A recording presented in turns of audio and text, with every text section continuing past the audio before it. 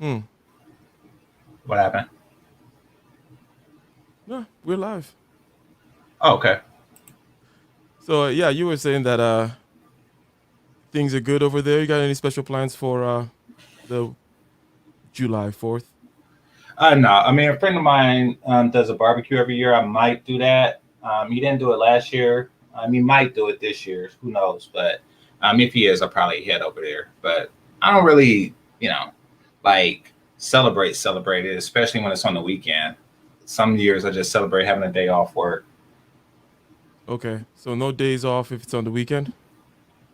Well, yeah, we get Monday off, but Okay, yeah, but I'm just saying, like celebrating it on that day. Like I'm happy to have that day off. gotcha.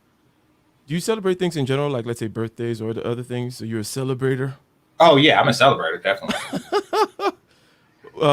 When it And comes to I don't go have ahead. anything against I don't have anything against Fourth of July. It's just that it's Okay. just some days like don't come up on the calendar like major. I don't want to say it's not important. It just don't come up as a major holiday to me. Mm-hmm. Mm-hmm.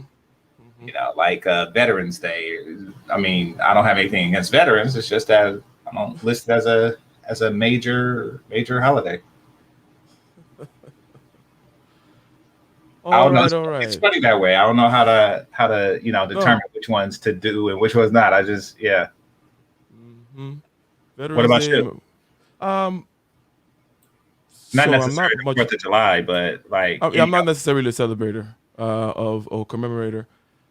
I actually um so I anyways so there was it's hard to get away with it, but I try to even like forget my birthday if it's possible, like to maybe be in the birthday week or and then get past the day without anyone reminding me or something like that.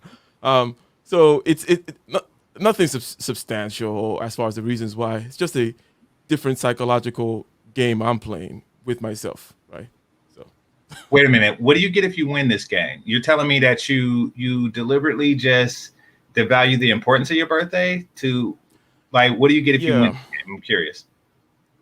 you get a certain sense of urgency. Well, with the other aspects of the game lined up, in terms of a certain sense of appreciation of the day, regardless of whatever the day may be, right? So tying the significance of existence or your being or your having gone through the past few seconds or the past year or whatever, or your health, being appreciative, blah, blah, blah, is something that should come of its own natural flow as opposed to commemorating and waiting.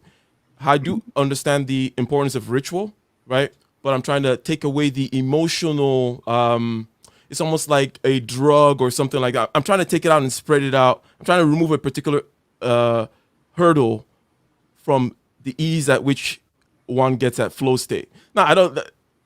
Did any of that make sense? Because I don't think I was quite coherent there, but I kind of just roughly broad stroked the landscape, if you will. Well, I mean, the part where you say taking the emotionality of it and just recognizing it as being something that existed. I get what you're doing, but I'm curious as to why. Yeah. So the why is so I want every day to be Christmas, or I live every day as though it were Christmas. Christmas is just a symbol there. Pick your day, pick the highest, whatever it may be, the big celebration. I live every day as though it were that. I okay, Now, but then no days is that really? I mean, it's increasing the quality of every day, but relatively, it's making no day Christmas, right? I mean, it's kind if of like you, this yeah, having a pine yeah, tree every day and yeah. So here's the perspective from which I'm living that way, though, because there are various ways in which one could imagine living a day as though it were Christmas. If I were celebrating and having family over every day as though it were Christmas, if I were eating and or slash not working or doing certain things or certain rituals, enacting certain things in this space-time shared reality as though it were Christmas, then one may say you're diminishing something. What I mean is the essence of being present and having a solemn disposition towards your existence, right? Mm. That is essential to all of these rituals and commemorations. I try to do that on a moment by moment basis. Call it mindfulness or call it a certain kind of trying to develop a certain kind of awareness. But I think you understand the area, right? That the ballpark that I'm talking about. And if you take away the emotional significance of certain kinds of externalities, even though I understand again the place of ritual, so on and so forth. But taking it away out of those markers contributes to you being able to have that sense of equanimity, a kind of a view of life in its solemnity, and giving it the proper disposition that it should have. That's the idea, anyways. Okay, I got you. So with this discipline because what I've gathered, and this isn't just from this stream right now, this is just from conversations with you and everything. It seems as though you seek discipline largely for the sake of personal accomplishment in that discipline. Am I correct? Am I correct in my assessment, or close? I seek the discipline as a means to other ends. Okay, I thought the discipline was the end in itself. So okay, yeah, I see. Okay, I see I see what you mean there. Yeah, there is a certain. Let's say, for example, I was like, okay, you're going to meditate to develop your concentration, your equanimity, your sensory clarity, so that you're present, so that you can you got your sympathetic, your parasympathetic nervous system working in perfect balance, all that kind of stuff, right? You're like, okay, obviously there's some benefits you could see over here as to productivity, efficiency, so on and so forth, right? So, right. But outside of that, there is in other words, I tie it, in other words, to there's a higher pinnacle in this kind of hierarchy of values that is making me pursue these particular virtues, right? And Right. that's why I always go back to being and existence and stuff like that. Because for me, that's what it is. That is why, there is a direct line either through argumentation / rhetoric or of aligning oneself in terms of being that goes from that discipline all the way to the top to being itself, right? But so the being itself is the real motive power, the driving force, right? The discipline is just a means, really, to attenuate yourself best to being, if you will. Okay, got you. All right. So speaking of discipline, I'm curious because I understand that you're trying to, move into a higher level as far as self-control and things like that. However, what advice do you have for people who wish to break bad habits that they currently possess? That is a great question. Let me go ahead and acknowledge some of these super chats. Would you mind reading this one here on the screen? Oh yeah, so this is from the Bay Brother, Town Biz, the Alfie Kingdom podcast. He says, "Salute Ike, salute Game Changer." Appreciate you. Thank you very much indeed, fellow Bayonite. I don't know. For some reason I thought of that word. It doesn't make any sense, but it sounded good at the time. Shout out to you, sir. And we got another $5 super chat over here. Thank you. W. Alfonso says, "West Coast in the house." Appreciate you. Indeed, the West Coast is in the house. So that's a good question that you asked regarding, development of this discipline and the impediments, right? And the bad habits and so on and so forth. But ladies and gentlemen, I'm going to go ahead and just play that little intro while we kind of marinate on that question and try to give the game changer his answers. The answers he demands, ladies and gentlemen. And as the title suggests, we're going to have a conversation. We're going to have a conversation just like we've been having so far. Right back in 2 minutes.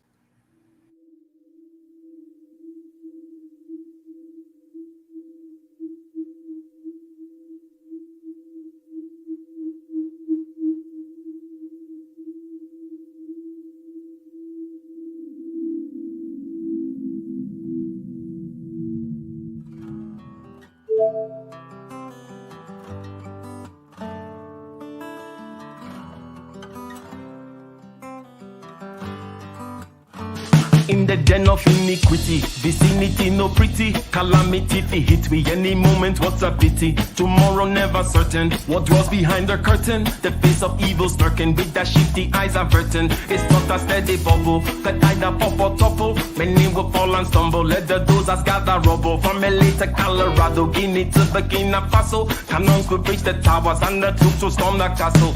I say, run, run, come, make we get it.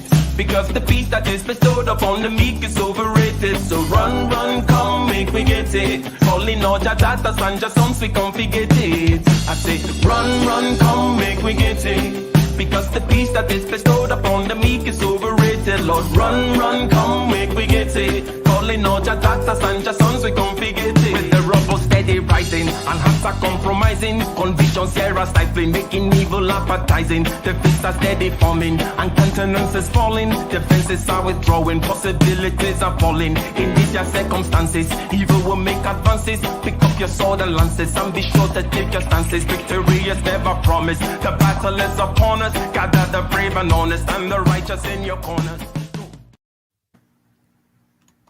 Yes, yes, yes, ladies and gentlemen, and thank you very much. Melody, Sweet Melody Speaks. Ladies and gentlemen, go and subscribe to her channel and hit the bell button and hit all. Like, subscribe, bell button, all, ladies and gentlemen. And you asked a question, Game Changer. You asked a question about discipline, the impediments thereof, and one is not talking about the reasons why someone wants to be disciplined per se, but okay, so habits and so on and so forth. I would say that it really is in a big way about attention. I'm not saying attention in some kind of a esoteric way or some kind of a high level way such that it would require them to have the discipline already in order to enact the kinds of trainings, if you will, in order to get the attention. It's like, no. So discipline is what is lacking, or habits is what are present and need to be broken. And I'm saying attention is the way. So in a rather crude way, it's really about noticing something. Let's say it's your weight that you're trying to control. Yeah. Don't worry. Yeah. Okay. Don't worry about what you're going to have to do. Don't worry about gym, diet, what particular combination of those need to happen. I say go for the measurement. Go for the paying attention to. In other words, all you have to do is fight the fear of weighing yourself every day. Presumably you have a target weight because of something, some point in your life you were at that weight and you knew, that was ideal. I think I like being about, for me, it's about 220 and below is great for me, right? I'm 6'4", 220. I'm lean and, going 235. I'm starting to get a little slow, that kind of a thing, right? So get the scale and just start looking at your weight every day, right? If it's budget, well, create a budget. Get over the fear of wanting to look away. Because we know, for example, that people whom have gone away or let their weight run away with them tend not to want to weigh themselves, right? Even if we look from our personal biography, we know that's how it tends to go. Like when you're in line, you're measuring yourself every day, you're like, yeah, still got it. Now, the idea is, in order to kickstart the engine, because we're talking about habits, unconscious things, and so on and so forth, all you simply have to do is pay attention you just get the scale. You're the CEO of the unconscious being and its habits and its ways of doing things. But the CEO has to just simply take the whole engine and point it to this thing called weight. The idea of you wanting to see a lower weight will start to kick in that whole dopaminergic cycle, such that it's giving you good feedback regarding thoughts about losing the weight.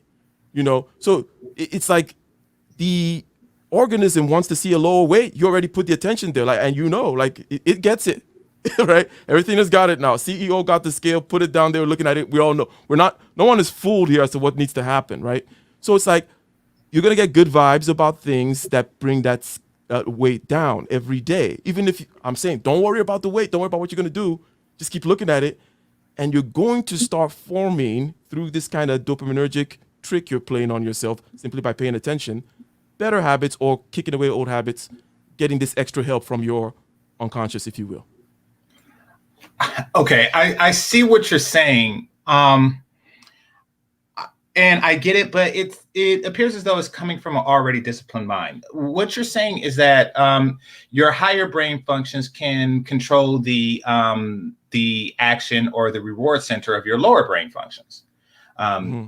Through a series of mental disciplines, meaning that you can actually, on a high level, tell yourself to give yourself dopamine to reward yourself for something that you're doing. However, the low level portion of you saying, I want the dopamine right now, give me this chocolate cake. That's what it's saying. And maybe I don't struggle with weight, but in other areas, maybe with others, the lower function, because that's closer to what triggers your dopamine, is much louder than the higher functions. I give you an example of something I struggled with in the early part of this millennia, and that is video games. That was a habit of mine. It was very disruptive to my education at the time. I would spend hours a day, dozens of hours even, or over a dozen hours a day, just mindlessly playing video games. So it took some doing. I mean, for me, it was seeing that it was clear and apparent consequence to my grade, to my work life, to my romantic life, and things like that, that made me quit. And I, even though I'm free to do so, I don't own a system today. I don't play them today. So I'm saying, I see that works for you. The ability to give yourself positive reinforcement mentally. You think that that's a universal thing? Like that's something that others can train them? Okay. If that's something that others can train them to do, what is the time frame before they can actually start to receive the dopamine rush? You see, what I gave was a example of a particular mode of bringing attention to bear, a particular mode. I did not describe what happened prior. In other words, whatever action threshold you need to get to, whatever rock bottom you need to hit before you realize. You mentioned in your case of video games, you had the external, right? Mm-hmm. We did not tackle the external. One can talk about the external and how not to wait till you hit rock bottom and all this. I think that's a different conversation, right? But right. Whatever the action threshold that you've done, okay, fine. Now you're here. Now you're making a decision. And I think that I was just kind of giving but let me answer your question, okay? The second question, okay. As to can they, and also what is if they can, kind of what is the timeline? What percent score is everybody gonna reach Super Saiyan level or Super Saiyan Blue or something, right? And all that kind of stuff. So I would say that the principles that lie behind are really the key here. Maybe for you, it's not this measuring in this particular way. Maybe for some people, it's joining a crew of people or being friends with a whole lot with people who are a lot fitter than them. But still, it's a means of taking that, because you get the point, right? You're getting information. You're putting yourself in situations to measure certain things, get certain reactions going. So, so there'll be different means and methods and so on and so forth. Now, the first thing that each person has to do is try to find a way to, how you operate. What motivates you, right?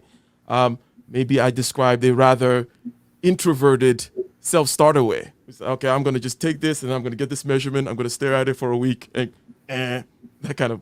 But anyway, so there's going to be different modes, and also there's going to be different levels of talent, right? Everybody can learn to run better, but not everyone's going to become Usain Bolt. But it doesn't mean you shouldn't run because you're not going to become Usain Bolt, because you know that running for you is going to just push you up to a higher level of that cardiovascular, so on and so forth, whatever it may be, right? Okay. So all that being said is the ways in which it'll differ from person to person will be the similar distribution to these different aspects that I just mentioned, right? Personality aspect, which is what you're going to get motivated by. The talent aspect, that's also going to vary. However, the main thing is everyone should be pushing themselves to their best level of cardiovascular, physical, mental, and spiritual health, right? Okay. I see where you're going with that. I like what you said about the and feel free to change subject anytime, but I like what you said about the team aspect. Now, let's look at the opposite of that for a second. Do you think that certain groups, certain cultures or subcultures of people is suffering from the negative effect of that? Because if a group of healthy people would encourage you to be healthy, and you find yourself born into a group of unhealthy people, mentally, physically, or just lack discipline, et cetera, et cetera, et cetera. Do you think that that can hold a person or a group of people back in life, largely?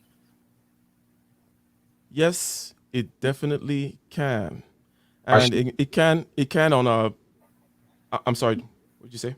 No, I was saying, does it? Have you seen it anecdotally? Have you noticed that that's what's been going on with a lot of people? Like, I'll say for me, I'll see in my past dating life, I'll see like a woman who would be a good woman. However, her friends and family members are not, and she's discouraged in that regard, and she becomes less desired, and it wears on the relationship. So, Seen that as well. I've seen that as well. So the fact that we'll be affected in that way, I think is a given for sure, and we are all affected in that way, even though via different routes, and we all have different dangers that can come from that. So by that I mean, for example, some people may not necessarily. Some people can divorce themselves from the environment sufficiently so that they're not so affected negatively by it. You know what I mean? Some people do not have to have seen a black doctor on TV to know that they were going to be a black doctor, and they just understand the landscape such that, okay, well, there this and that impediments has nothing to do with me ever seeing or not seeing. The impediments are what they are, and this is how I'm going to have to get there. So others, so those may, let's say we take let's say that guy is able to escape level 1. So level 1 is your makeup such that this particular externality and the feelings that it may arise is such. Does it give you a lot of feelings or no? If you escape that level, then there's the next level of the reputation of whatever group we're talking about, right? Reputation of this particular group with these particular attributes that you happen to share, this particular phenotype that you happen to share, this particular set of biometric data that you happen to share, right? Now, that is another layer whereby it may hinder you, even though it has nothing to do with you. You are like, no, I'm going to become a doctor, and you are a doctor. But then still, there is a reputation around about this particular group that you belong to, and it may affect you in that way. And then also, you have to think about the next generations. So this particular type that self-started his way out, he may be like, okay, I've passed level 1. Hey, I will pass level 2. That was a tough one, to be able to navigate through there. But then there is the level of, how about your children? Are they all going to be little grandmaster level ups, or would they just be regular human beings? You douchebag, right? So why don't that? Therefore, you may want to create things such that you get the point, right? So yeah, I think definitely it affects in all these different ways I just mentioned. Yeah. Okay. And then there's self-perception and self-identity. And you touched on that. And yeah, I definitely agree that is one of the many hindrance that keeps, the people who are unable to reach their full potential in that box, in that quagmire, so to speak. Yeah. I mean, so with regards to your project, if you will, on YouTube, as it relates to outcomes, right? Because we were just talking right now about outcomes for a group that affect you because due to the habits of the people that you're around and the outcomes that they have and so on and so forth and blah, blah, blah. So what are there desired outcomes that are tied to the things that you like to talk about, the desired outcomes that you would like to see? And then I want to also kind of ask about how you are affected by those outcomes one way or the other. But what would those be if there are any? Oh, good question. So my ultimate goal, and it's a lofty one, to say the least, is to reprogram Black American culture to what it was prior to this recent cultural change that's due to outside influence like television and media. But and what we had before that, and I was alive to see it during the 80s, I was also alive to see the end of it, so to speak, was a structure of family first. Mm-hmm. And in the typical Black family in the 80s, the man was the head of the household. The woman was the supporter and head of the children. And, the children were raised properly. Each Black community, every house had a father in it. And, it extended Black families throughout the block or neighborhood that you lived in, with certain exceptions. But, they were few. Now that's the norm. I would like to move us towards that direction. I think that we took some things into our culture that didn't benefit it. Feminism would be an example of that. Hyper self-indulgence, things like that. We've taken a lot of things in to our culture that didn't benefit it. I would like to see us move away from those things and move back to the family structure that made our community strong before. That is good. I would like to just pause in this area before one moves perhaps as to what means or what the numbers would look like or what the situation would look like, what the landscape would look like. But so when you say back to something and you're using it as a way of picturing things as a whole-handed thing, obviously you're talking about back to the good aspects. No need to mention that, right? And Right. then for you, good, you listed such as family, focus, and those other kinds of things. Now there is, because you mentioned in the beginning, in our time, these things are no longer here. There's always because as you may know, or not as you may know, you know what I mean when I say that not all equations are reversible, right? Right. Or reactions are reversible. And even if they're reversible, if you wanted to go back and claim the good, the family and such from that it was that of which that time is an exemplar, then it's going to come differently because there's certain things about the zeitgeist, about the changes that occur of their own. I'm not saying it's of their own will, but it's as at a larger level of analysis that we can talk about the movements of history, if you will. A lot of which is not based on individual or group or perhaps power in the way we see it in terms of on the human level.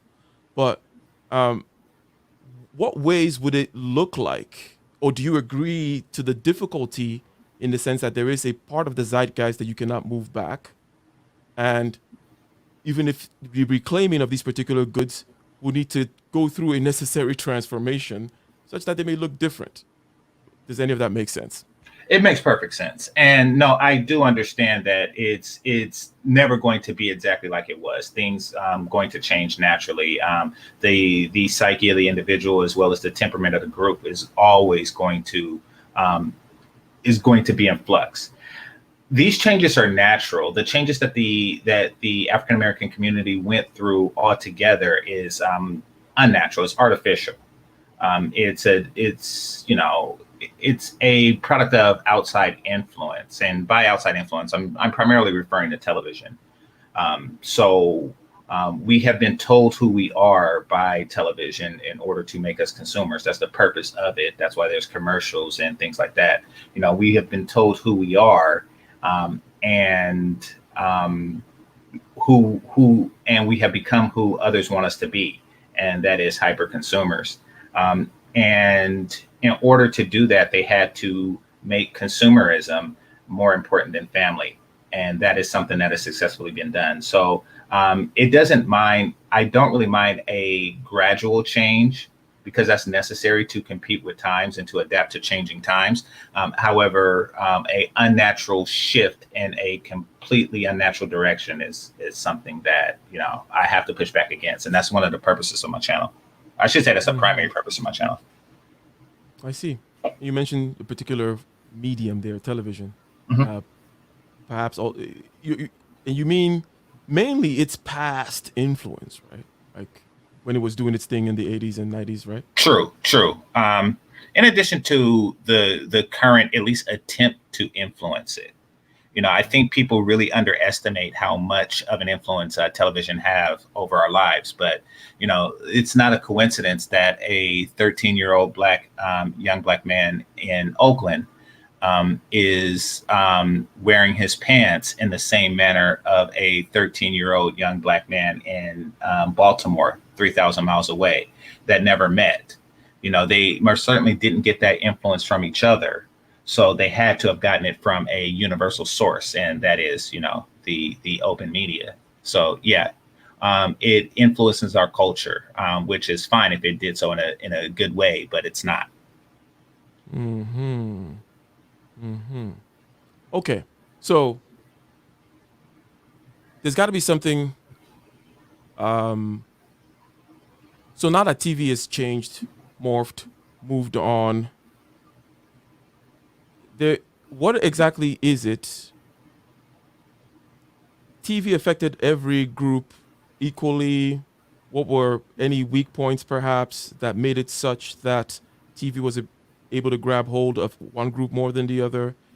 The reason for the question being, obviously, one needs to look at the meta and that weak point, because that is going to be something that you address fundamentally, right?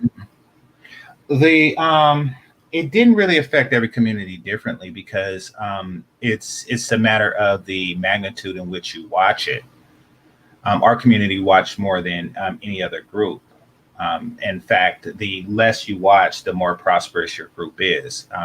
Orientals, for example, watch about 2 hours a week, and they are high achievers academically and intellectually and financially as a result of it. So and also they're able to sustain their culture for several generations before assimilation, that benefits them in that way.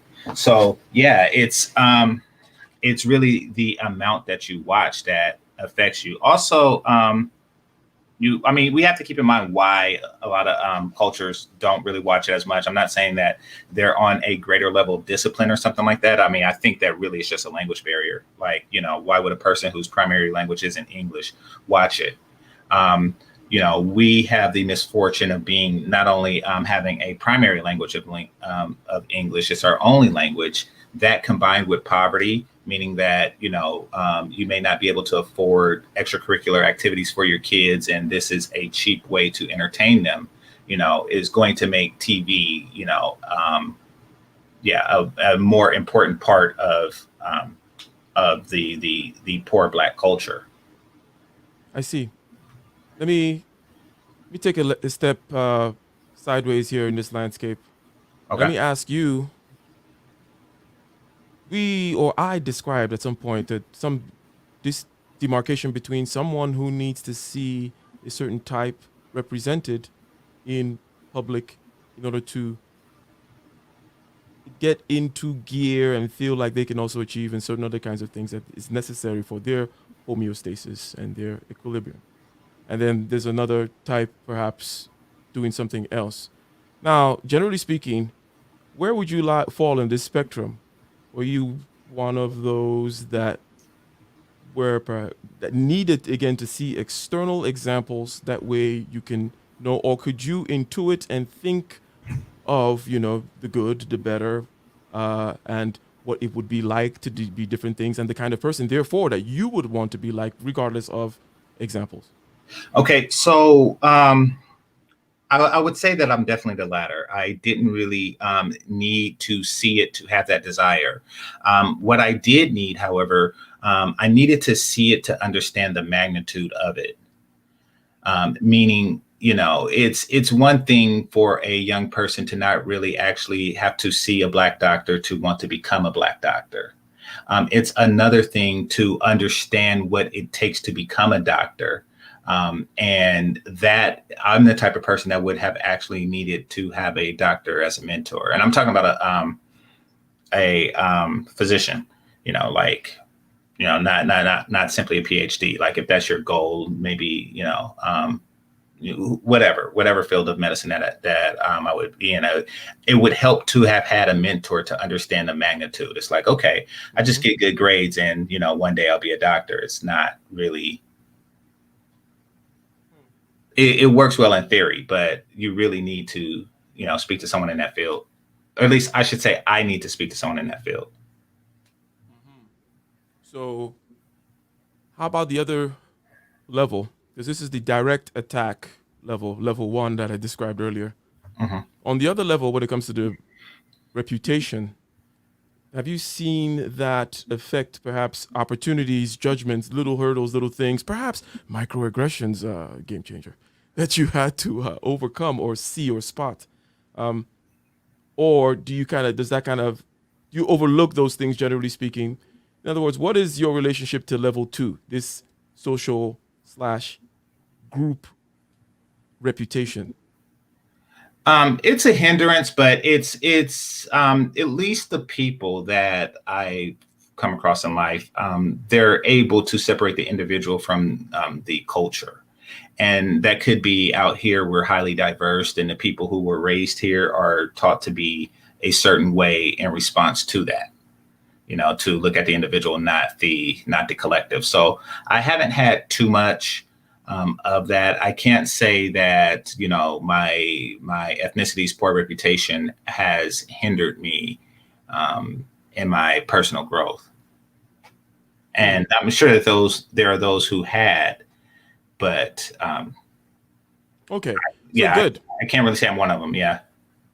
So let's linger in that area a little bit, just for to talk about it. So who's game changer in terms of your early years? Did you have some childhood influences, both positive or negative? Because we talked about the ways in which these things might have affected you, right? But now let's just talk about the example, because I think there's a saying that every human being has like one good novel in them, which is just basically their autobiography, if they can find someone to write it nicely. Doesn't mean everyone's a writer or everyone should go on writing books, but so in what early influences, positive and negative, and where you grew up, how you grew up, and whatever you may wish to share about it, other ways in which those experiences changed your outlook, perhaps. Okay. Sure. Wow, I can't really go into much detail without revealing my identity, but I will say this: I grew up in Oakland, and come to find out, I was very poor. Well, I should say my father was very poor, and as a result, I was. My parents divorced when I was 3, so there's that. But let's see, it's funny because you don't really realize. And I know you didn't grow up poor, but believe it or not, Ike, and maybe this has changed because media has a stronger grip and people are now more informed. Poor people didn't know that they were poor. At least the children didn't. It's like it's very weird because everyone in your neighborhood and things like that are pretty much in the same boat as you. With slight fluctuations. So you really didn't see yourself that way. However, I was. And as far as positive and negative influences, like I say, coming up in the 80s, there was a lot more. Well, there were always, something, now that I think about it, there was a balance of both. There were the drug dealers that actually lived in the apartment building that I lived in. And, they had their influences on me, or attempted as such. Didn't really take, but, was what it was, well, obviously didn't take. Let's see. So I guess that would represent the bad influences in my life. But I didn't really allow them to influence me. And I will say this. They weren't that aggressive with it. Like in the neighborhood, they kind of knew what I was. In the neighborhood I grew up with, they kind of knew what I was, and it was just like they just knew that even when they asked, I wasn't going to go for it. I was always the kid that they would ask questions to, because I was considered to be above the curve. so to speak. So like if let's say in the neighborhood, and I remember this story, there was a salamander in the neighborhood, which is something you don't really find in the inner city. And, they poked at it, and, they came knocking on my door and asked me what it was and is it dangerous? So I was that kid in the neighborhood that they would do stuff. Or like if when I was younger, like a bird fell out the nest and the other kids asked me to bring it back to health. They thought I could do that, so yeah, I was that kid growing up. So they knew that, when we came of age, the early teenage age of, those who chose to go into that lifestyle would do that. They knew that it wasn't for me. I mean, they knew I wasn't going to agree to that. So the negative influence wasn't that hard. As far as the positive influence goes, the positive influences for me really came from people who worked in a community. The people that Obsidians would say community units, but these people actually had positive influences. I remember one in particular, an engineering student named Martin, when I was in Mesa. He was a UC Berkeley student, and he would come to my junior high and help mentor. You know what Mesa is, right? Yeah. Yeah. For those who don't know, Mesa is a Math Engineering Science Association. What that really means is that it's kind of like a collective of people that's looking to encourage others into the engineering and mathematics and sciences. And I was a part of that for junior high school, and some in college. And the college students from UC Berkeley came in, and they gave us a bunch of engineering projects, activities, math tests, and things like that. Made it a competition for the Bay Area wide. Well, really for like Northern California. I'm not sure if we competed with Southern California and things like that. But it was very impactful to see these, and they were Black too. So it was very impactful to see like not only the mentors who are, Black UC Berkeley students, also the other students, who had high GPAs and stuff like that. And we would get together at UC Berkeley or UC Davis or something like that. And, we'd have Mesa Day. And, I think it was funded by National Science Foundation, but it was a lot of fun. So, yeah, I've always had like positive influence in that direction. I like to see more of that. So there's something that you mentioned regarding the comparative nature of suffering, or especially when it comes to status, right? You were talking about not knowing that you're poor. Mm-hmm. And so it's not just something, because someone mentioned something about kids not having something to compare poverty to. Oh, yes. But the main thing there is not having something to compare poverty to, because you have some people who grew up in villages in Africa and they're perfectly fine. They don't know anything about lack. And that's why it tends to be the difference in the, so you have these stews of, these powder kegs of violence, for example, in certain cities where there is a great distribution amongst men when it comes to levels of success, right? So that's what creates the dissatisfaction, so on and so forth, makes it such that the powder keg situation happens. Because if everybody was at the level of the lowest, if you will, generally speaking, you don't get a lot of the violence and the craziness or the sense of dissatisfaction. I don't know if you wanted to just reiterate that point or anything to add before we kind of move on there, because I also want to ask you about the options why you went into the particular place you went into. But anything to add there regarding the comparative nature of dissatisfaction? I don't really think that the violent elements of dissatisfaction, the violent elements of the community were dissatisfied prior to that. I think that is one of the things that they did for social status and, of course, money, but really more than anything, they did it for social status within the community that they lived. There was believed to be a hierarchy. And that hierarchy was determined by violence. But I don't, you know, from an outsider's perspective, I know that they try to sell the story of I was poor, I needed to feed my family, et cetera, et cetera, et cetera. No, they just wanted expensive shoes and stuff like that. And this isn't me downing them, you know, because they were very young. So most of what they were doing wasn't really, they were easily influenced by anything, you know. 100%.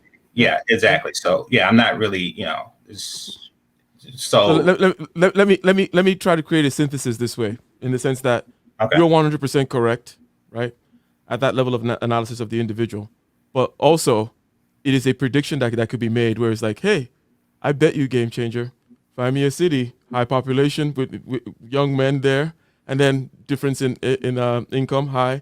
It's going to be some high violence, so there's going to be some issues, right? So it's those at a certain level of analysis in terms of aggregation of people, things get predictable, but we know the individuals are not.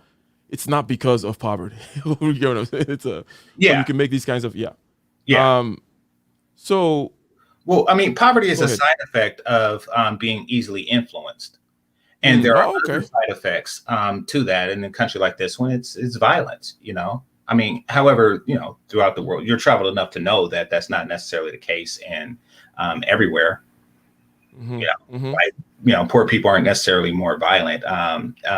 However, I can see that there is, you know, there is an opportunistic need for. Okay, here's the thing: America, at least when I grew up, is a lot different than some of the poor places that I visited, in the sense that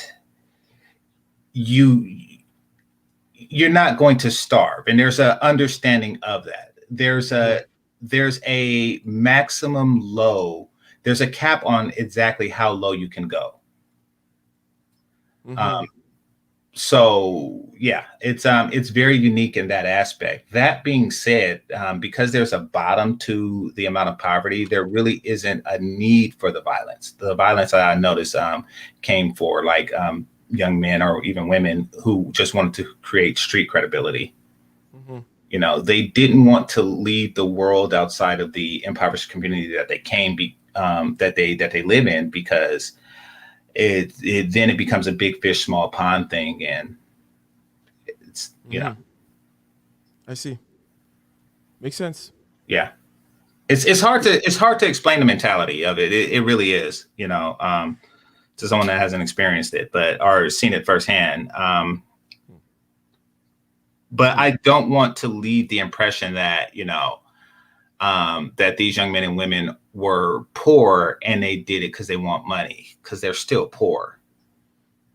Yeah. Really, no matter how much money they get, they would still live in the impoverished community that they got the money to help us in mentality.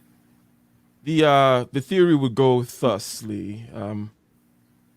The dissatisfaction aspect, in terms of the degree, the difference, right? That's why that's like our first premise, which is that when everyone has no one to compare to, or feel like nothing else is out there oppressing them, or sensing any kind of unfairness, there's more equilibrium. But the thing is, amongst a certain group of young men, okay, that dissatisfaction leads to a certain kind of, I'm going to break out of the social contract, okay? That breaking out of the social contract is going to lead to many downstream second, third, fourth order effects that will cause the crumbling of structures such as family and so on and so forth. That'll then, and in that whole soup, you already see some violence going on, perhaps, right? And you don't have to ask why, what happened. It's like, well, just kind of see the cascade. So with that theory go, I'm just saying that particular construct I was playing with, as you know, is that kind of that's the model, if you will, right? So for you mentioned taking part in these competitions and so on and so forth, and seeing this kind of things, and, you know, being that kid that people ran to, like, hey, what's this, Mr. Encyclopedia?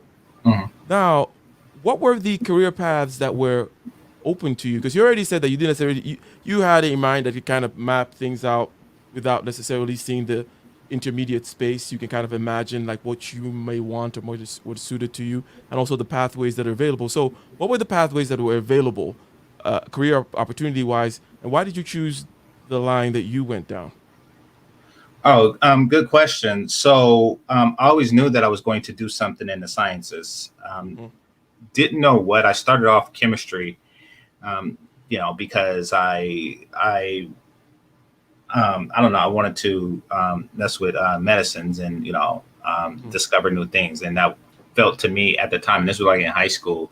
That was the quickest way to do it. And believe it or not, I had a string of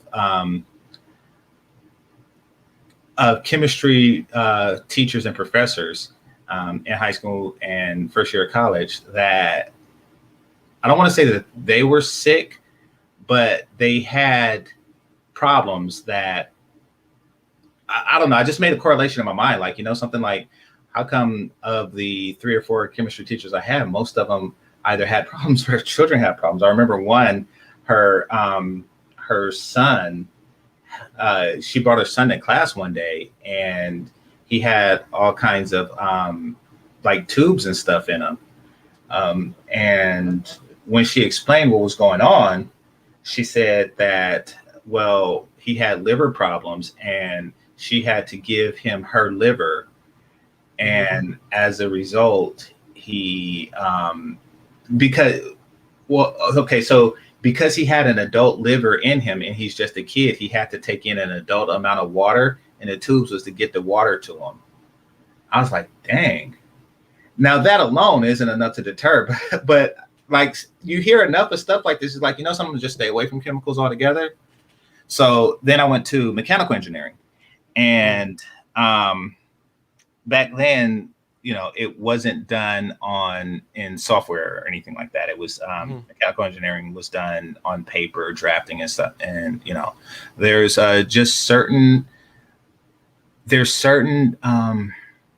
skill sets that I don't possess. Drafting is definitely one of them. So, as well as 3-dimensional perception as it pertains to drafting, I found that out. It took me a semester to find that out. Like, this is not something I'm going to do for 4 years. So I stumbled upon computer science, and actually it was instilled into me prior. However, this was with languages like QBasic and it was with languages like QBasic. I was like, okay, this is fun. You can make yourself a tic-tac-toe game or something like that. But I thought it was really capped off there. I didn't know about some of the more object-oriented languages. So I was just like, okay, I'm not going to do this. And, and I didn't even think that computer science was a thing. I thought that computer science was like a subset of other majors. And it was really something that required individual tools that the companies provided wherever you wound up in life. When I found out, Clue said AutoCAD was not my friend. No, because this was the 90s. I don't know when AutoCAD came about, but no, like we had like a case that we had to buy. We had I don't want to call it a packet. We had a kit of various drafting material that we had to find, about 24 different types of number 2 pencils and things like that, and protractors and stuff like that we had to use in order to do it. So yeah, this was pre AutoCAD. Yeah. So I think Ike is about to show us. Oh yeah, go ahead. Yeah. Yeah. So prior to AutoCAD, that's what engineering was. Yeah. Kind of like yeah. So it was a lot of that. It was a lot of compass and protractors. Nice little kids and things. Yeah. So and yeah, we had to tape it. We actually had to tape the paper down to the workbench, and yeah, it was a chore. It was more difficult for me than it was for other students, because I wasn't one of those kids that can draw anything, and it just wasn't in the stars for me. I discovered software development as a because it was a prerequisite for mechanical engineering. You had to take at least one software course. Mine's at the time was C++. And so, yeah, that was my first object-oriented language. I was like, oh, okay, this is something that I can do. I actually enjoy doing, and I see the potential. I actually see the power in it. So I actually went to university in order to make video games. So I took an AI course, I took a graphics course, and and things like that as far as my elective within the major goes. And yeah, so that's why when people ask about AI now, I have some knowledge of it. Hmm. But I don't work in that Go ahead. field. But I work in software development, but I don't work in video games. You work in software development, but you don't work on video games. Yeah. So you knew you were gonna go into something in the sciences, mechanical engineering. Got hit with the T squares and the taping of the whatever into the technical drawing, and having that border that you draw around, it's always the same, and the plot, and the Yeah. orthographic views and the isometric views, and you're like, F this shit. So Pretty much. as a matter of And fact, it it's only similar to took a why semester for me to say that. Yeah. it's similar to why I left architecture. It's kind of interesting Okay. because I knew I was gonna do something in the sciences also, uh, different systems, so on and so forth.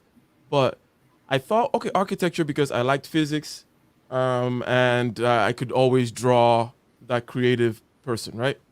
But then after a few design classes where it's a lot of busy work of doing stuff on paper and having all, I was like, you know what? Just go straight to the physics. Let's go to the physics and just, yeah, like, and also I just kind of saw that architecture was going to be a situation whereby there's going to be a lot more selling of yourself up front, irrespective of the talent that you bring to the table. Reason being, for the engineering skill, because of the math involved, many people don't want to go there, including myself. Like I was horrible at math until I finally made a little insight. I liked physics the whole time, but I wasn't so good at math for some reasons, which are boring. But at some point later, boom, I became good at math as well. But because of that, there is a rarity, an aridity, a dearth of engineering types, and hence you can have that as one big crutch to walk in with, right? A skill before you demonstrate all your other tactics and your other awesomenesses, right, in the marketplace. You at least have this nice big thing, which is rare, right? People don't want to go through calculus to that level. So you're like, Right. if you go there, you kind of have a leg up. So that's kind of how it was for me. But let me ask you this, okay? What types of people do you think are suited for your particular pursuit? Let's say someone is listening to it right now and they're like, huh, when I want to go into what Game Changer went into your, how you got there. But what types are suited for your line of work, and what types are perhaps not so well suited for it? Okay. Good question. Let me before I do that, if I can, I want to answer some of the questions that are in the chat room. Apparently people want to know. I don't want to say exactly what university I went to. I will say yes, I'm done. I graduated, in computer science. And I will say that there were two for economic reasons and other reasons. One was in the DIM. One was in the U.S. system, UC system. The other is in the California State system, and they're both in Northern California. So no, I didn't go to HBCU. I think Judge Zilla was talking, was hinting towards that or joking about that. I didn't go to HBCU. I went to schools both here in California. Now, as far as skill sets, I think that as far as detecting it when you're young, problem solvers, people that like to look at puzzles, mind games. Now, just because a young person don't really like to do those things doesn't mean that he or she is incapable of doing it. I found myself into that because, quite frankly, I wasn't really good at the things that other young men and boys were good at, such as basketball and things like that. Like when I was, I think I was like 12 or 13, they had a song, If I Could Be Like Mike, like I would sing it. However, I knew that I would never be like Michael Jordan, like that just, I didn't. One thing I can say, I was very good at determining what I wasn't good at, which is why I moved away from mechanical engineering so quickly. Like, something like this is not going to work for me. My math and calculus was, it was okay. My statistics was horrible, and my physics was, I actually enjoyed the subject too, but after electricity and magnetism, I knew I wasn't going to go further in it because I didn't have to, for one. But I don't know if I was intimidated after that, to be quite honest with you. I was like, how much more of the physical world can I learn? We studied the mechanics of impact and interactions, electricity and magnetism. Like, how much is there? And to find out that there's 2 additional years of this stuff, I'm like, okay, no, this, I never thought about majoring in physics, to be honest with you, but I'm just saying, like, it was very interesting, like the concept of capacitors and things like that. I remember that was something that stuck with me as far as being interested. I was like, I wonder, and how they're constantly trying to look for new dielectrics to, for that. Like, okay, I can see the potential growth for society in it, but it struck me at the time that it seemed like it's a field, physics, and you correct me if I'm wrong. That you're either at the top or you're nowhere, because it's research, and there really isn't much room in the middle for research. You're either breaking new ground or you're not. That's how I interpreted physics. Somebody said, what about trigonometry? So trigonometry, that was a K through 12 class, or it is a K through 12 class. Now, and I'm gonna go off topic a little bit for Snuggle's sake. A lot of people, because I tutored math for a little bit, a lot of people take just the bare what's necessary for graduating high school. And trig is, trig is 10th grade.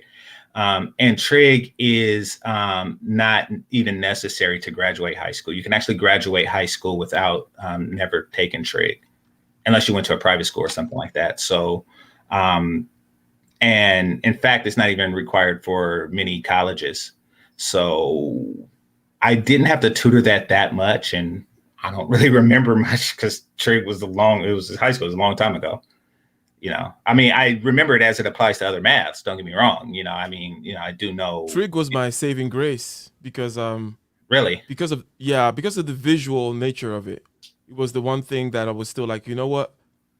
Because algebra, in its abstractions and such, and how, by the way, I don't blame algebra. It's just the teachers of algebra, that gave it to people in a certain way, and it's not their fault. I am a minority in that regard in terms of ways of learning in this particular regard, right? So, not his fault. But until because with trigonometry, because of the visual aspects of it, I was like, okay, I can get this. Yes, sine and the cosine change this way. Yes, this is happening. Yeah, and obviously 90 degrees because they're kind of closing on this. Okay, I can hold on to something. I see what's going on. I see a picture. And then after that, calculus was like when I finally got it, because calculus is like, about the curves and the rates of change and the surfaces and stuff. I'm like, okay, so this is what we're doing, right? Because algebra was just like, here's a bunch of rules and a puzzle. And I'm just like, why? What's going on? Anyways, for me with calculus, it really picked up for me when an instructor told me that, because I had to retake it because the teachers went on strike my senior year of high school, so I had to remediate it in college, and prior to that, I didn't know that that calculus was just a modified form of algebra. I didn't even see it that way. So maybe I was just intimidated by the language and the new symbols and things like that, like, D, dx, and, maybe I was a little taken back and overwhelmed at it in the beginning. But, once I realized that, the equations I solved in calculus can be done in algebra as well. I don't know. But I needed to connect it to something, just like you. It's interesting. Yeah. It's interesting that the way you are, because it's almost like a programmer's mind. Because I had to capture it into something visual a space-time thing, a physics thing, because I really like, all that physical stuff, or even analogies of the physical stuff. Like, I gotta go capture to some concept. What you just did there, because in a way you could say that calculus is a program written on top of the algebra, using algebra. Exactly. Right? That's a very good way to say it. It's a higher level program now. Exactly. Yeah. So it's kind of interesting that it's like, okay, I see how your mind works and why you want to go into program. You're like, oh, it's a program. Da, da, da, da, da. I'm thinking of the physical things and the acceleration of the rocket and this, and that's why Newton did this to solve certain problems and blah blah blah. But anyways, that's rather interesting. You did answer the question as to those whom are ill suited and best suited, right? Or did you only answer one side of it? Well, I don't want to say anyone is ill suited for it. I just knew that some of the things that most young men wanted to do, I was ill suited for that. I was ill suited for, NBA player or something like that. I was, it just wasn't in me. Want to answer Melody's questions? Shout out to Sweet Melody Speaks. Go ahead and subscribe to her channel, ladies and gentlemen. For those of you whom have not done that, like, subscribe, bell button, and also moderators, Snuggles, okay, and all the other moderators, drop GC's channel, please. Please, yeah, please go ahead and drop GC's channel. Both of them, right? The GC Live and regular GC. Go ahead. Yeah, Melody, go ahead and drop it all in there. You want to answer Melody's question regarding the competition and so on and so forth, which it can be rather stiff. What was your experience like? Well, yeah, when you compete with them long enough, and I do understand the value of ethnic reputation and also the importance of reputation as far as, how it can affect the morale of a group of people. They mentioned that in 48 Laws of Power. That's why you protect your relationship with everything you got. And once you defeat someone, make sure you do it in its entirety so they won't want to compete again. I can say that a lot of the intimidation that young Blacks have against Asians, Indians included, is really misplaced. It's really misplaced. I've been in enough math competitions and basic competitions with them to understand that though they have a social structure that encourages mathematical and intellectual pursuits, that's about it. Like there isn't a there isn't a magic there as far as competing with them. They're just as viable and capable as we are. So, yeah, and go for it. Let me know, Melody, if that answers your question. Yeah, and maybe I can add a thing or two to it. Yes, there are dimensions to human beings in terms of the capacity and so on and so forth. Yes, if there's a background that helps you, that encourages you, that then inculcates good habits in you, that pushes you ahead, great. You're going to come from a certain advantage. These groups that you're competing against, for example. And then, as you mentioned, if you've competed in a particular arena enough, you're gonna really know what the real deal is, right? You know the person, you know the kind of brainiac that you're competing with, or you know the kind of horsepower, because you get what I'm saying. Because there's different kinds of smart. There's that horsepower type, and then there's the type who never learned anything. They derived all the equations themselves. They tend to be different kinds of people, right? Right. Right. Yeah. The one that just nature versus nurture. Yeah. Exactly. So there's the nature versus nurture thing. People come in with advantage and so on and so forth. But you kind of know where you fit in. You know what you're bringing. If you got two short knives, you learn how to use those two short knives very well. And you see the people over there with their big Zambacto swords or whatever, and they're playing their lane. Knowing what, for example, I mentioned that I held on to physics and I held on to a certain kind of framework to help me to go through the difficult math part until I was able to make the connection. So, because I know how I learn, I also do the same thing with all the other subjects. I learn slower, but more at the fundamental level. I'm not your firepower type guy that just solves everything like a computer. I have to build the foundation from the bottom. And once I build it, then it's like unshakable. The knowledge never leaves, that kind of a thing. So you got to know your style, know your lane, and play that way. And maybe you're not going to bring it, because also the whole thing about, let's say, measuring like GPA and things like that, and people who may even ask you, so what did you do in your high school? What's your high school GPA? The thing about going back that far is that it measures for the majority of the population, and it's a good way of doing it because majority of the population need a certain kind of way of hitting marks, a certain mark, and also need to have a certain kind of experience and years of the experience in order to be able to be trusted as competent.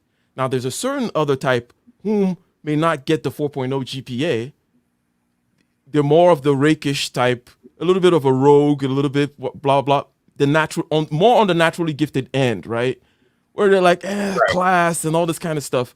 And the thing about that is, if you try to measure that guy by GPA or years of experience, you're gonna miss out, right? You're gonna be like, he's not qualified. But for him, like 1 year is worth about like 3 years of other people's time, right? I don't know why I went all in that kind of, but basically it's the whole thing about competition, kind of creating that whole differentiation that there's many different lanes, many different, grandmasters in their own little areas. And once you know that lane, you don't have to fear any particular people coming from a particular group, regardless of the initial advantage that they may have. Yeah. But go ahead. I only got like one 4.0. My GPA was not something I was proud of, and that's largely because literary classes just didn't connect with me. So for those of you who can't really imagine a world outside of that, especially if you're in your 20s, spell check was not always a thing. This spell check, Grammarly, all of that was not a thing when I was in K through 12, and it barely became a thing in college for me. And spelling, because there wasn't a root logic that I can grab onto, wasn't really, something I could do. So my English scores and classes like history or social studies and stuff like that really anchored my math and science scores a lot. So my grades weren't the best in high school as a result of that. If I had been born later, I'd just spell check everything and then do it, and probably would have more 4.0s. But no, it was weighed down heavily. So in fact, I remember, while everybody else was learning how to spell, and I was looking to try to conceptualize spelling. I remember asking my fourth grade teacher, Black woman. She said, I said to her, how come you spell phone PHONE? I said, how come you don't just spell it FON? I'm like, you told me the rules of how letters work, and now you're telling me that this is how you spell phone. So I was like WTF, like, why is this? And what she said stuck with me. And she said, because I said so. I'm like, how am I supposed to memorize that? So yeah, spelling was never really my thing. As a result of that. So yeah, I just brought that up because somebody mentioned, or you mentioned the GPAs and stuff. Yeah. And so one thing that you're saying there leads me to the kind of thing about, intuitive kind of aspect. So you're more of an intuitive because you're more going for a fundamental rule, right? You're going for the concept. You're going for a shape. Is there a shape where if I take data, pour it in, it always gives me the right, whatever? Give me something, a module, some algorithm, something, right? And there's a different type of person though. And by the way, you are in the minority. Intuitives are in the minority. Okay. A different type of person is they do the process of induction. They go and just they got to shake out all the data into everything. And then they somehow see a general shape afterwards. And for them, they can't necessarily, they're not used to going shape first for the shape, and they can't describe things from that shape on, and then such that you can derive, so on and so forth. Because even if there is spelling, it's not so straightforward. There's ways of breaking it down where you say, okay, good. Let me show you the different ways in which the sound has been created, and it's a result of the borrowing from different languages, right? And then I would give little game changer of that. Like, say, I get you. It's a messy code, right? It's got different little buckets, but let's try to demarcate the buckets, and then we can build a code for it, right? True. It would have been very difficult. And I don't think you know, and this isn't because I dislike this teacher. I actually liked her, or anything like that. But I think that, how can I say? I think that she just didn't know. Like, if she had to explain, like, well, the reason why is because a part of the original Phoenician 22 letter alphabet, there wasn't an F in the word, and the F sound was, was exchanged with the PH. And, that alphabet was adopted by Greeks, then Romans, then, Saxons, and, here we go. Like, if she would have explained that, believe it or not, it would have confused the other students. But I was like, okay, I get it. Now I can do elephant and things like that, but, she either couldn't or didn't. And yeah, my spelling was horrible as a result. It was actually embarrassing because you get a star on the board for every time you got 100% on a spelling test, and the other kids who didn't perform mathematically the way I did, and these were the kids who also asked me about the birds and stuff. They seen that I couldn't spell because they had a lot more stars than I did. I see. So, this is interesting. Another thing too about the whole GPA thing is, were you one of those that cared about painting within the lines and being, following the rules? Let's just say, let's put it that way. Or you were more of a, or were you more of a? I was more of like the bad guy that didn't like to follow rules, and I'll get a GPA of 4.0 just to prove that I can do it, and then I can go chill. Not that I was completely wasting my time. It's that, let's say I do music or whatever crazy other thing that I'm into or whatever, right? I just kind of want to lazily be a philosopher, if you will, that kind of a thing. So were you more of a diligent follower of the rules? I'm going to get these GPA, or you more of like, Yeah, I would say that I was the latter. I basically did just enough. Well, D says rebel. I wouldn't even classify myself as a rebel because there really wasn't a structure that I had to adhere to. I didn't do bad. Like, I didn't have like a 1.0 or something like that. But, as far as, I did just enough to not have problems in my life, as a repercussion of it. Yeah. So I didn't have a motivation to do exceptionally well. So yeah, I originally just did, as far as GPA goes, enough to avoid deterrent. So, and this goes back into the way poor kids are raised, and this is most certainly how I was raised. The only thing that happened is I would get a whooping, a spanking, or a punishment if my grades were bad. Now, as far as corporal punishment, when I received that wasn't a deterrent. That wasn't enough of a motivation to actually get good grades.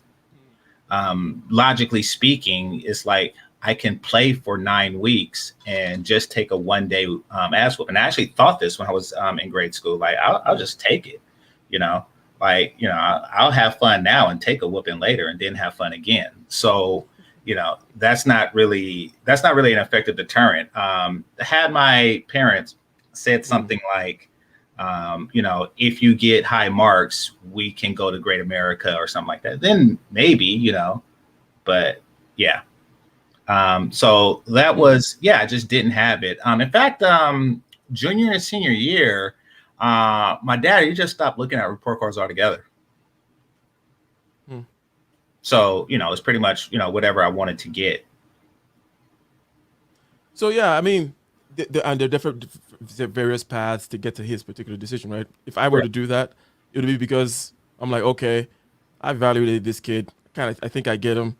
He's not the report card kid per se. I'm not the report card kid either. Go ahead. Well, I had to do it for, I had to have reasonable grades for certain things. I had to do it to stay in Mesa, for example. In fact, there was a GPA requirement to keep my job at Burger King. Because I see. So Go for it. Let me ask you this question, and then I'm going to read the super chats while you just mull on the question regarding the something you mentioned, which is the punishment versus some other way, some other means of inculcating the respect for achievement.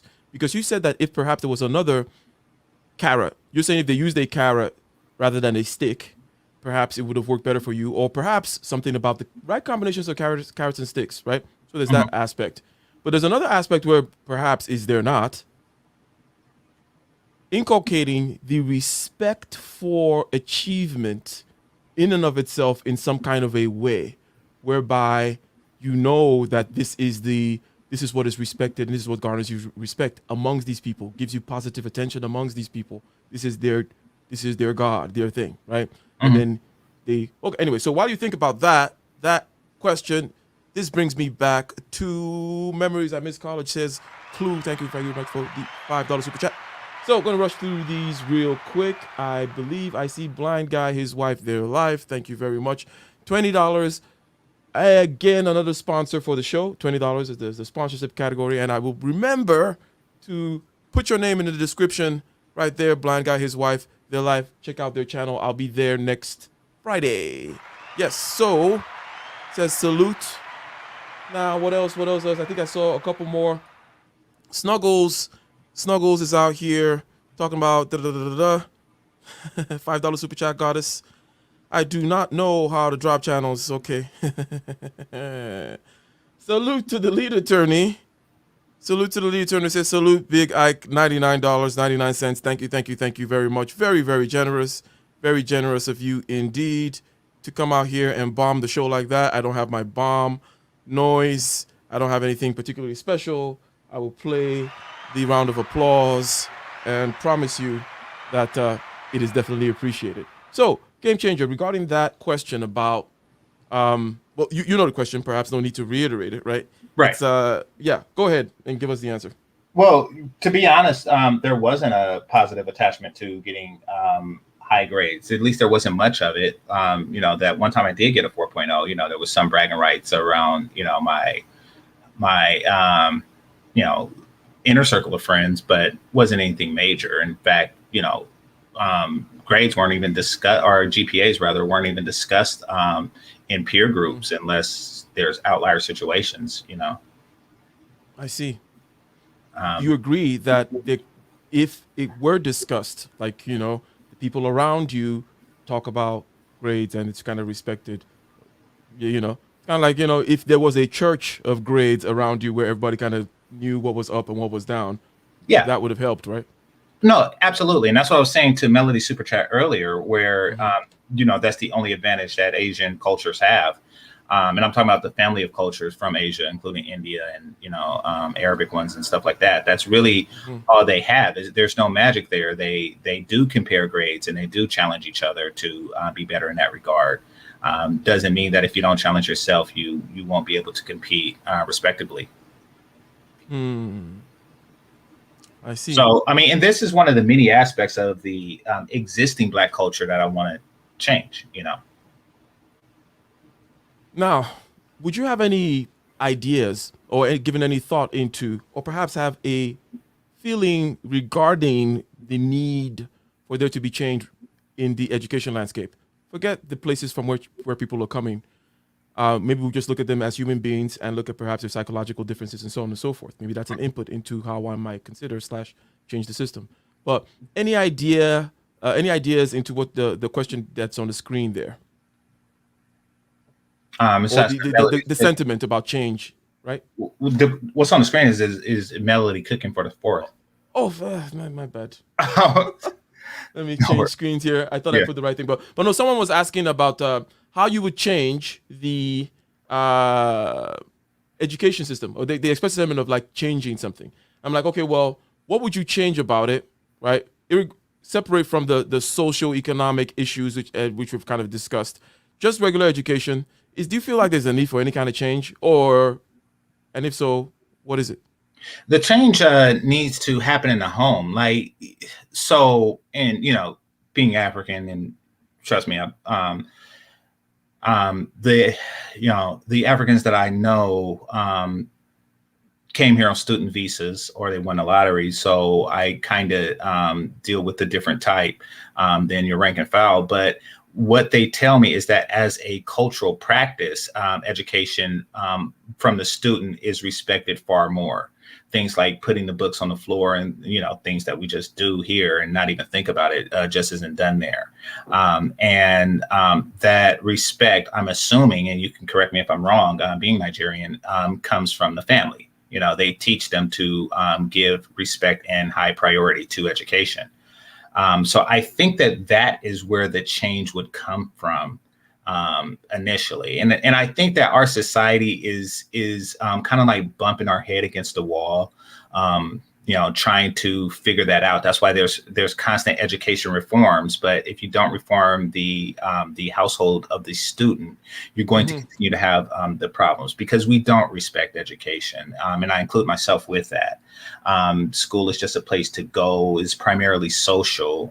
We develop social skills there, but academic discipline is not something we do because we're told that it's not important. And that's because every successful person we know does so regardless of their education, in great numbers. Like all of our athletes and entertainers don't necessarily have to be academics.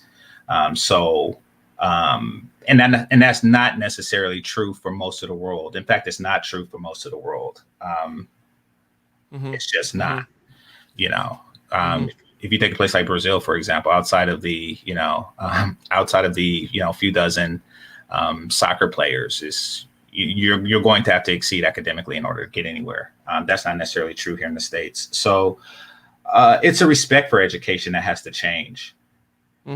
Is a long. What? Let me broaden because I have no disagreements whatsoever with what you say, and with regards to respect, I mentioned a church earlier, a church of education, so on and so forth. Right. And you mentioned things like respect and veneration and so on and so forth. Yes, that is the case, and beyond, because one finds oneself. Let's say you're talking about a particular group in America. The American stew is a bigger milieu, if you will, that you find yourself in, and there's something about that stew which is more on the carnal end. Before we bring it to whom is more or less affected by the frameworks or the stew that America is, but America is more of it is not about your Frenchness or Englishness or Italianness per se, the way it's about, let's say, in Italy, or it's not about this particular tribe. It's about some exterior end, mainly individualistic, mainly mercantile, mainly allowing for transactions to happen so that I can get mine. Mainly centered around the stomach area and live and let live area as much as possible, right? And not so much on, we are Germans and we are high class poets, authors, musicians, and so on and so forth, right? We produce Beethovens and Bachs and Mozarts and we do this, that kind of, and so on and so forth. So the American project is not one of lofty arts / education. People go to Europe and go look at those cathedrals and so on and so forth as a means of perhaps reconnecting or getting that which they're starved of in the United States, right? So any thoughts regarding that just that basic fact, right? That it does make sense because America is about movement. It's about, I'm out here going to be a Tyrone, and you educated lames over there, 2 World War champion. Anyways, go ahead. Okay. As far as America not having the same artistic drive as Europe, Asia, and Africa, it makes sense because our post-colonial history is very short relative to them. So, I mean, they have art, cathedrals, and things like that predates our country. So of course they're going to have that, everything that we developed was done, within the last 200 or so years. So I don't really say that that's just due to lack of culture in America. Well, I guess I can say that, but the lack of culture in America is due to, it's a very young culture, and ironically, the subcultures like African American or Asian American or what have you is younger than that. So I don't really, I wouldn't expect anything so new as this country from a historical standpoint to have a rich connection to the past and to culture, cathedrals and things like that the Italians do, who has a very long, or the Chinese who have very long history, or Nigerians who have a very long history. I wouldn't expect that. So you mentioned, so that's just not something we're going to produce, en masses. We do produce like modern entertainment. We're very adept at that because, this is really the birth of this is our Renaissance, because we weren't there for the first one. So, I guess you could say that, in the regard. But as far as, back to how it affects the young people, someone mentioned in the room that there are more neurosurgeons than there are athletes, and it's probably true. However, athletes are far more visible, so it's not really what's seen. It's not really what's reality. It's what's the perception. And perception is I can shoot a basketball. I can be a basketball player one day.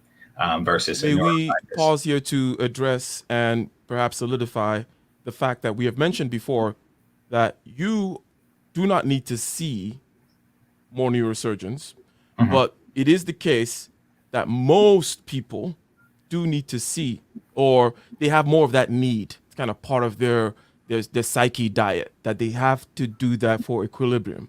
You have your ways of and preferred states of equilibrium and so on and so forth, right? So you're talking from that perspective, right? It's not that you needed to see. You're not an athlete or whatever. Why we're speaking in double negatives, but you get what I'm saying, right? So, anyways, go ahead, because I just wanted that to be kind of clear, that because there's always a pushback of, well, dude, how did you do it? It's like, well, some people don't need to see that, but the majority actually do. So, yeah. Yeah. Okay, I see what you're saying. I wasn't really referencing it to myself. I'm saying, like, community at large, everyone sees athletes. Hopefully, you don't have to see neurosurgeons.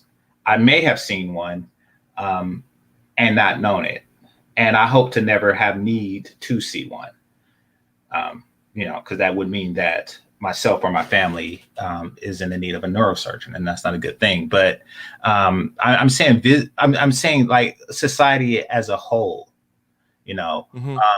we Americans tend to gravitate to what's most visible, and what's most visible is the athletes and things like that. So which doesn't really require. I know that they now require that they all go to university, which actually is not a good thing in my opinion. But it's I know that they have that requirement, but it's not a primary focus. So most young people in America want to be entertainers. So the general respect for academics just isn't there. And this isn't like as a matter of subculture. This is a matter of American culture, meaning that this isn't a Black American problem or an Asian American problem or anything, or even a white American problem. This is just an American problem. So I'll give you an example. We have NSBE, and at the university I went to, NSBE allowed other minority groups into National Society of Black Engineers. Exactly. And because I didn't go to like a historical Black college, and it wasn't many Blacks where I went, we allowed non-Black but minority, or just people of color, into NSBE. And this is the ironic thing: we also allowed whites into it, but we did not allow Indians. And we only allowed Africans because they were classified as Black technically. So, and what's that to say is they were not minorities in the field. So so even in their own country, white Americans are considered minorities in engineering, to where they're in NSBE with the Blacks. So it gives a perspective of, why are other cultures excelling in this particular area, particularly in India and Africa. But once again, we couldn't, we Africans are Black. So, there's that. we couldn't have the National Society of Black Engineering saying, hey, Africans, you're not really a minority in engineering. Yeah, there's a cultural disconnect between that and between Americans and the more difficult sciences and stuff like that. And I think that I think that it's just a distraction. We're distracted by other means of becoming wealthy in this country that don't necessarily exist in India or Africa. Yeah, again, and the American project is that kind of a project. So it is interesting there. So you guys were practicing your own little tyrannical racism. But anyways, that just kidding. No, it wasn't. It's supposed to be for minorities, and Gay Bay said it. So it's not just my university. Gay Bay said it. Like we've expanded to other minority groups. It's not racism to say that if Indians and Africans make up 80% of the engineers that's in this university, then you're not necessarily a minority in it. Yeah, but it is ironic that whites don't make up a high percentage, given their high percentage in this country. So that's what I'm really pointing out. There is a kind of a need and a drive. For example, in Ethiopia, a lot of women study engineering. Why? Well, it goes back to that reason I gave earlier, which is, hey, this thing has a big barrier over here. If I find a way to scale this fence, on the other side is rarity. On the other side is an elite class or group or whatever that I can always bring in that is needed in the world to program things, build things, fix things, run things. And then that's a good start to get. So people whom are coming from the third world, if you will, because they're trying to maximize opportunity, tend to go for it. Now, within a particular milieu of a society, people are like, okay, I'm not going to fall through the cracks. Hence, I don't feel like there's a lion chasing me. So I'm more likely or I'm more comfortable with perhaps going towards things that may then take care of other needs higher up in Maslow's hierarchy, where it's like, I want to feel like I belong in the society. So I'm going to go and be some kind of a lawyer or politician / whatever to try to meld and mold things in a particular way to meet those higher up on the scale ends versus I'm here to make sure that my survival is there. I go get engineering, right? Right. Exactly. Yeah. So let me ask you this, Sure. okay? Or the question on the hopefully I got the right question. Kind of. Anyways, the question about where to start for me, for example, I would say, what do you like? Let's say somebody coming to me and say, where does one start from engineering? It's so broad. I'm just gonna ask them about things that they like. I'm like, you like buildings, bridges, cars, tunnels, transportation, or you like energy? You're like, well, what's something fun? And you're like, okay, cool. And once you target that thing, you're gonna be like, look, there are many things along the supply chain from that makes this thing happen.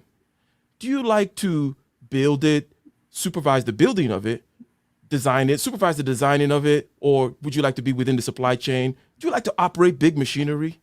Those kinds of things, right?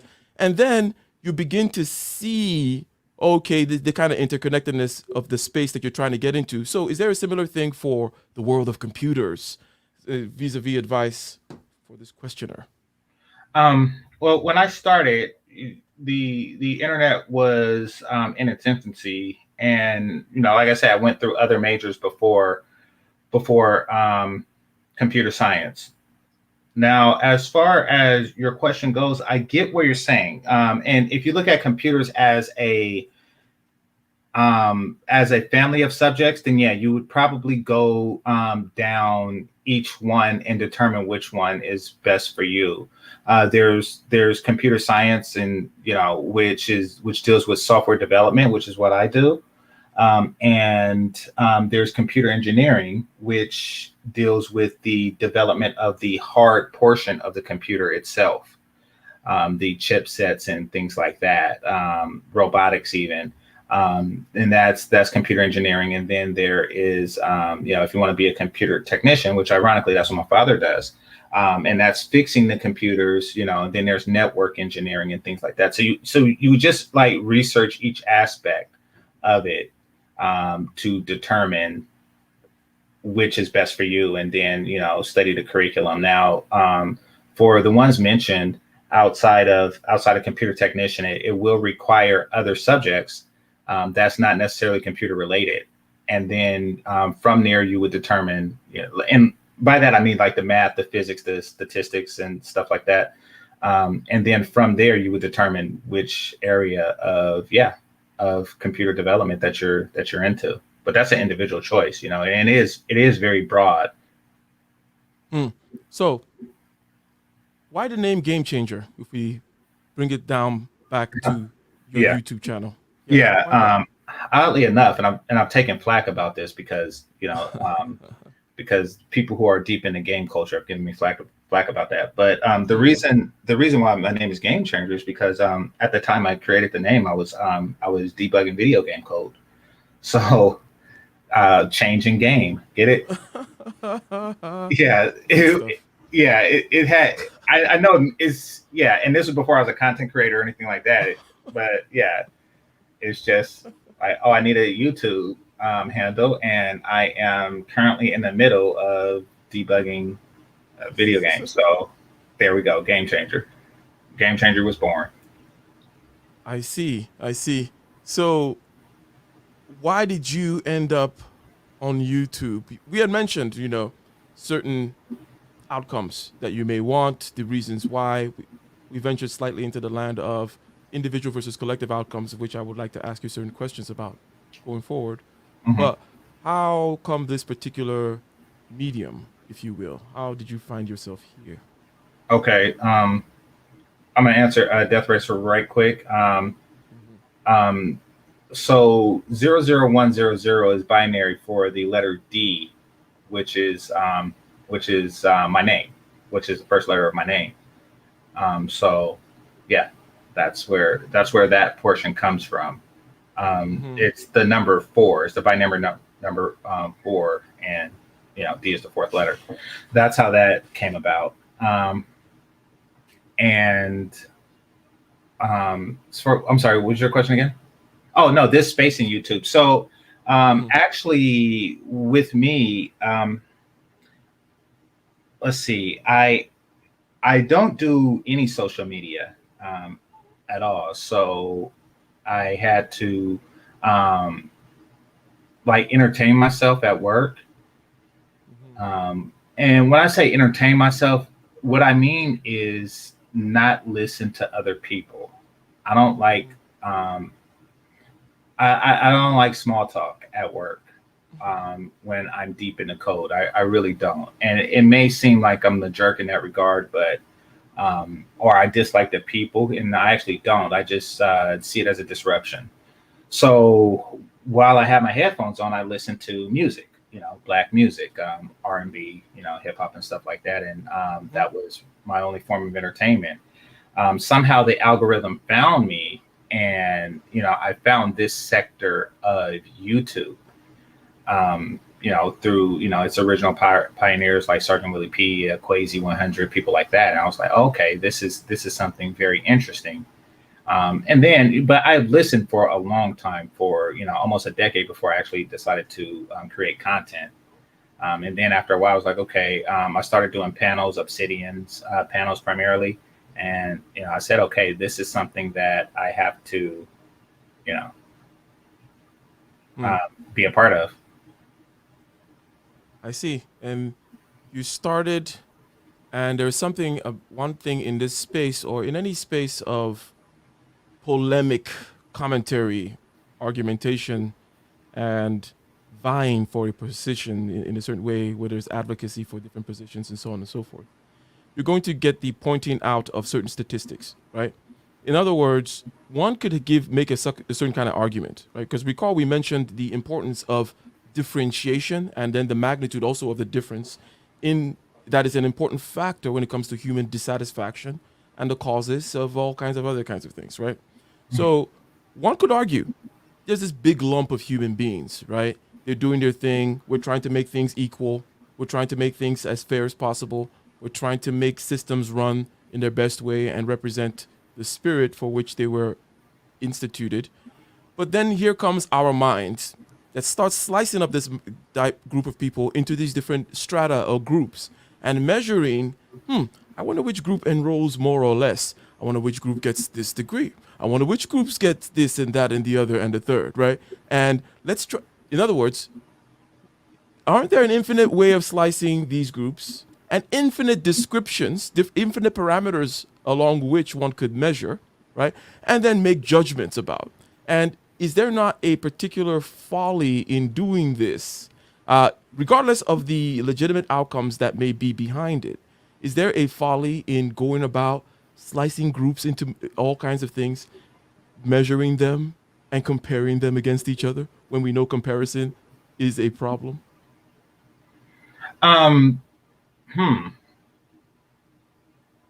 Yes. Yes, it is.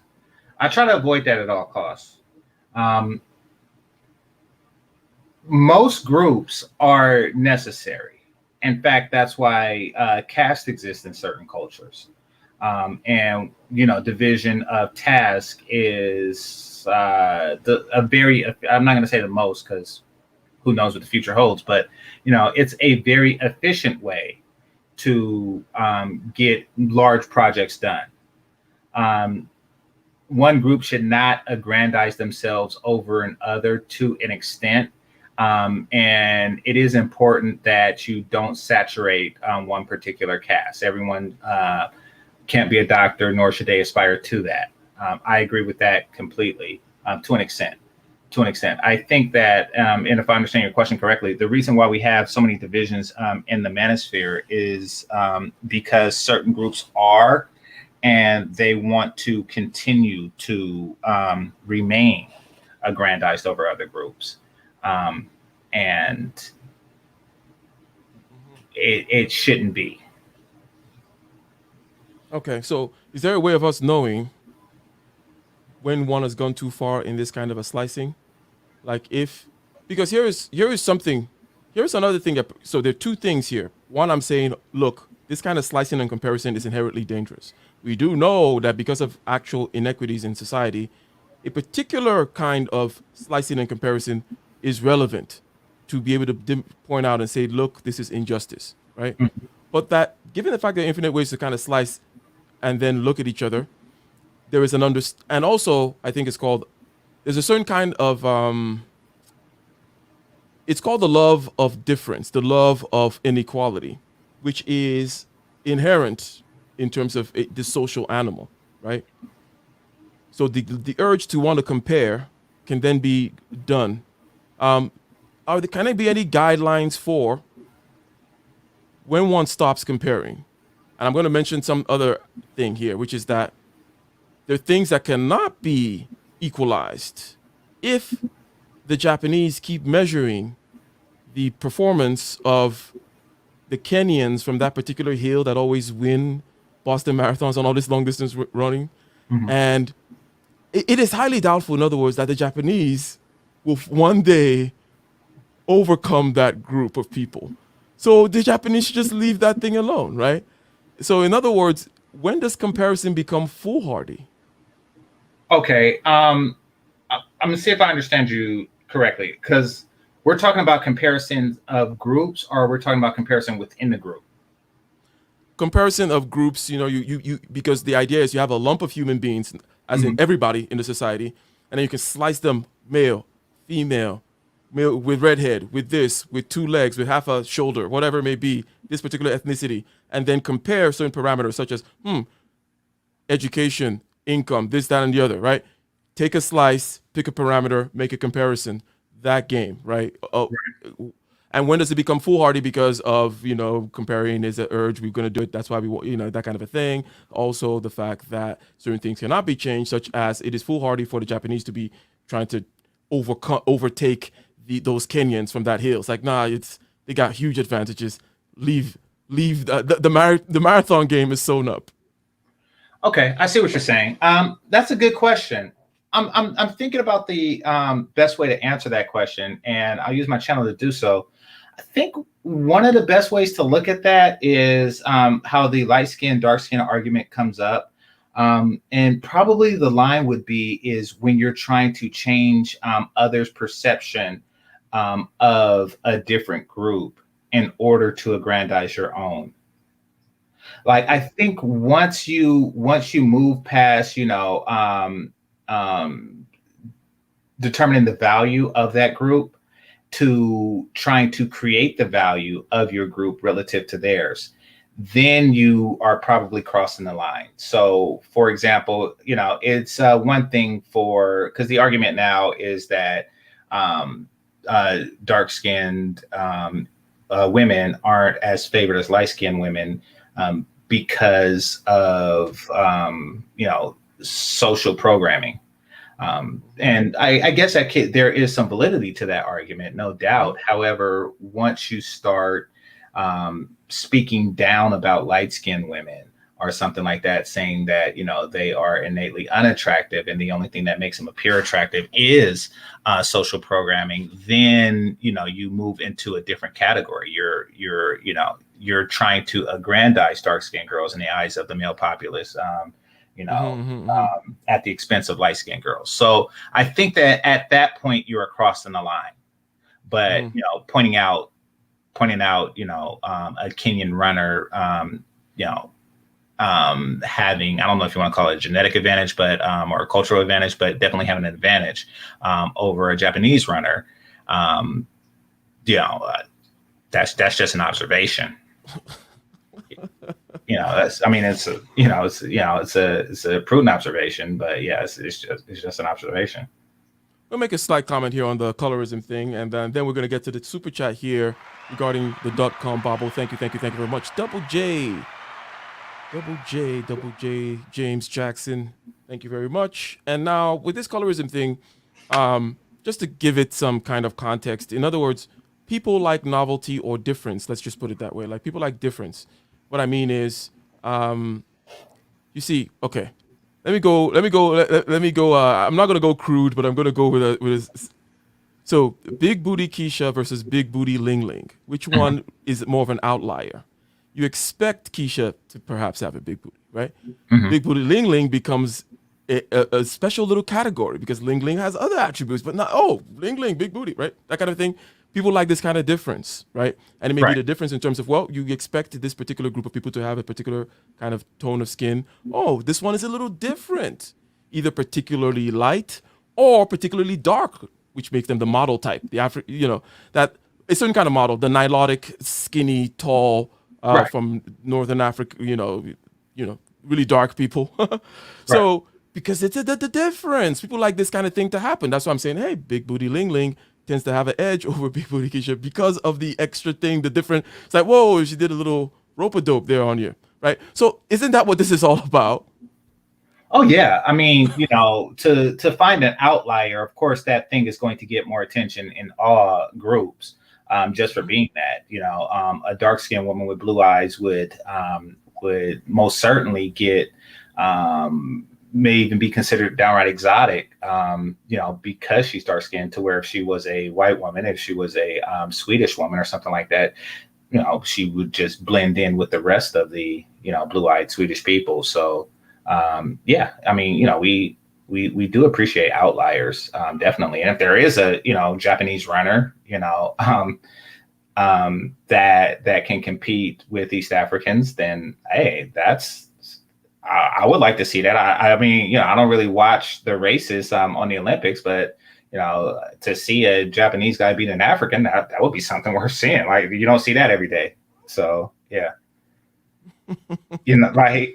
Yeah, for sure. So yeah, I just like to kind of point out, because some people get into the specifics of things as though particular groups are particularly bad because of the particular mode or the particular medium by which they're doing a very similar or familiar human dance. It's like you're doing this dance of liking difference and novelty, but because it appears in the skin tone of people and certain attributes, it becomes a particular evil. And it's like, no, it's just a dance of the novelty that everybody does all the time. Anyways, so shout out to the super chatter out here. Let me go ahead. Technological Chaos. Technological Chaos is answering the question of how one might create a program to answer the question, when have you gone too far with regards to comparison of people, diminishing returns wise, he is saying. Any thoughts regarding what Technological Chaos has to say here? Wait, let me see.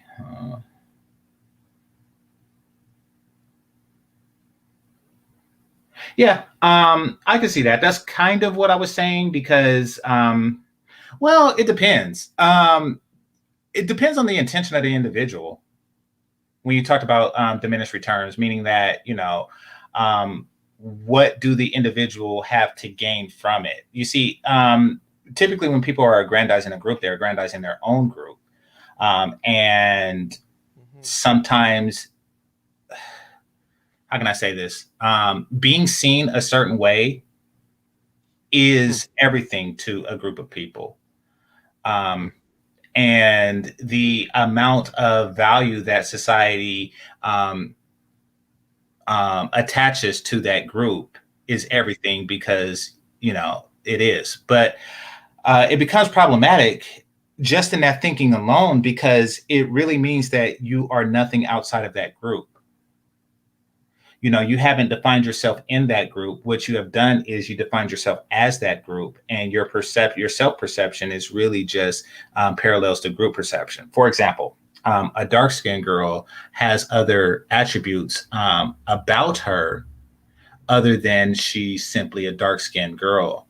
Hmm. There's other factors that make her beautiful or not so beautiful and things like that. Is she a big girl? She a short girl? She a tall girl? She a smart girl? She's a sweet girl? She a submissive girl? Things like that.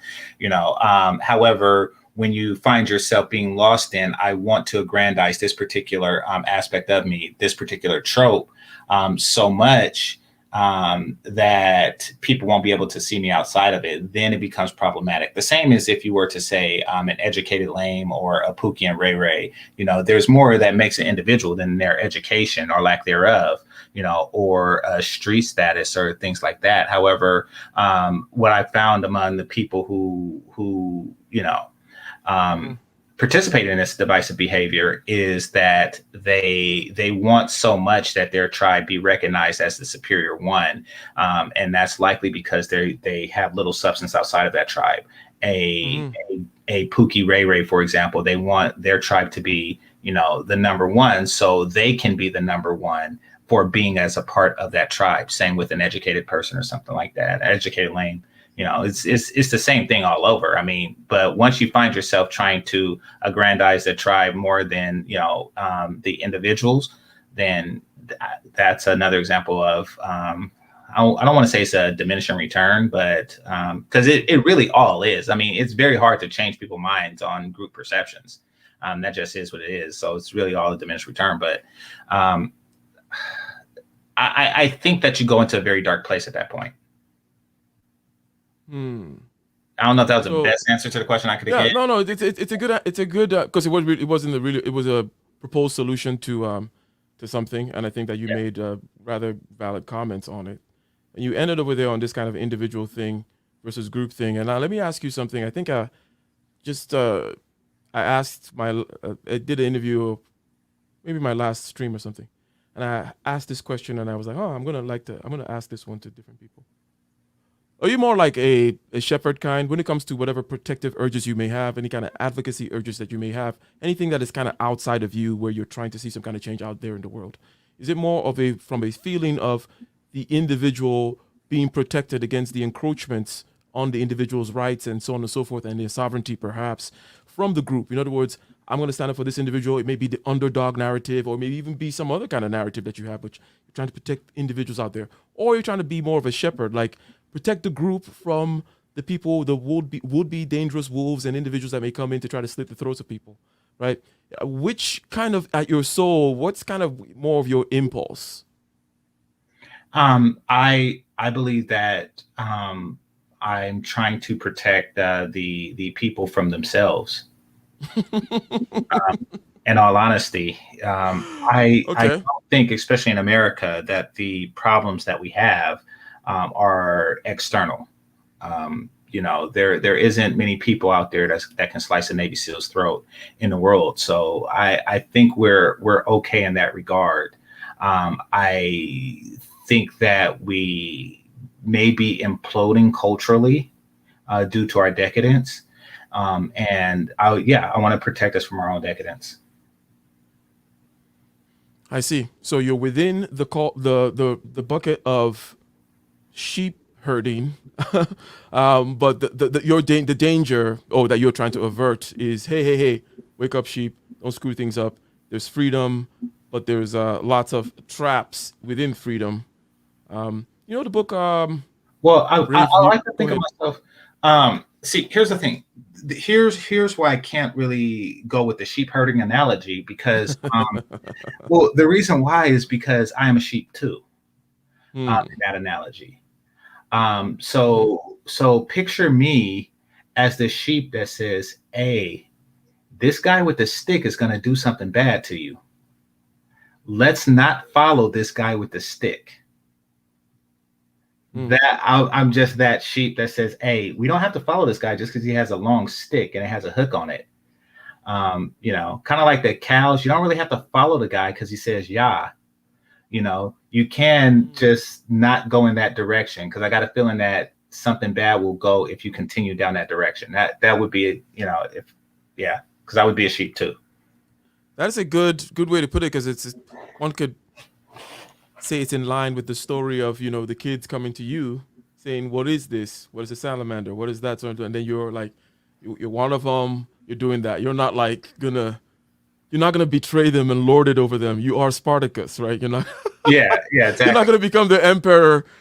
Is it because you being falsely modest here? Like, oh, I'm just a sheep too.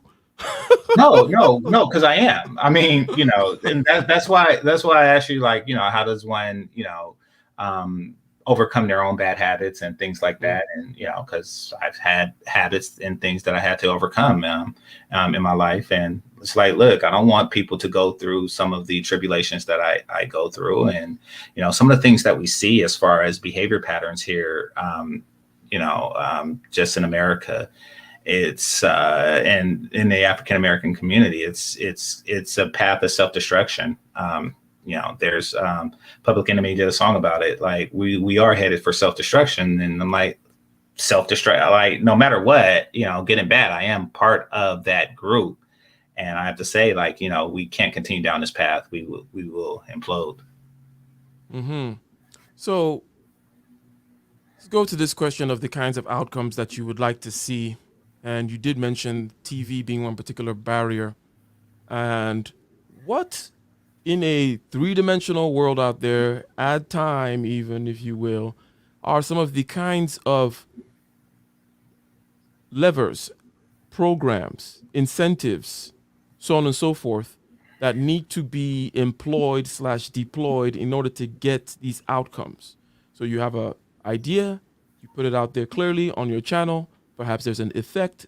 Perhaps there's the marketing arm of this particular movement that plays a particular part. But then there's the operations and the other kinds of things. What powers need to be influenced? What changes need to be made? Legal, so on and so forth. Where is it?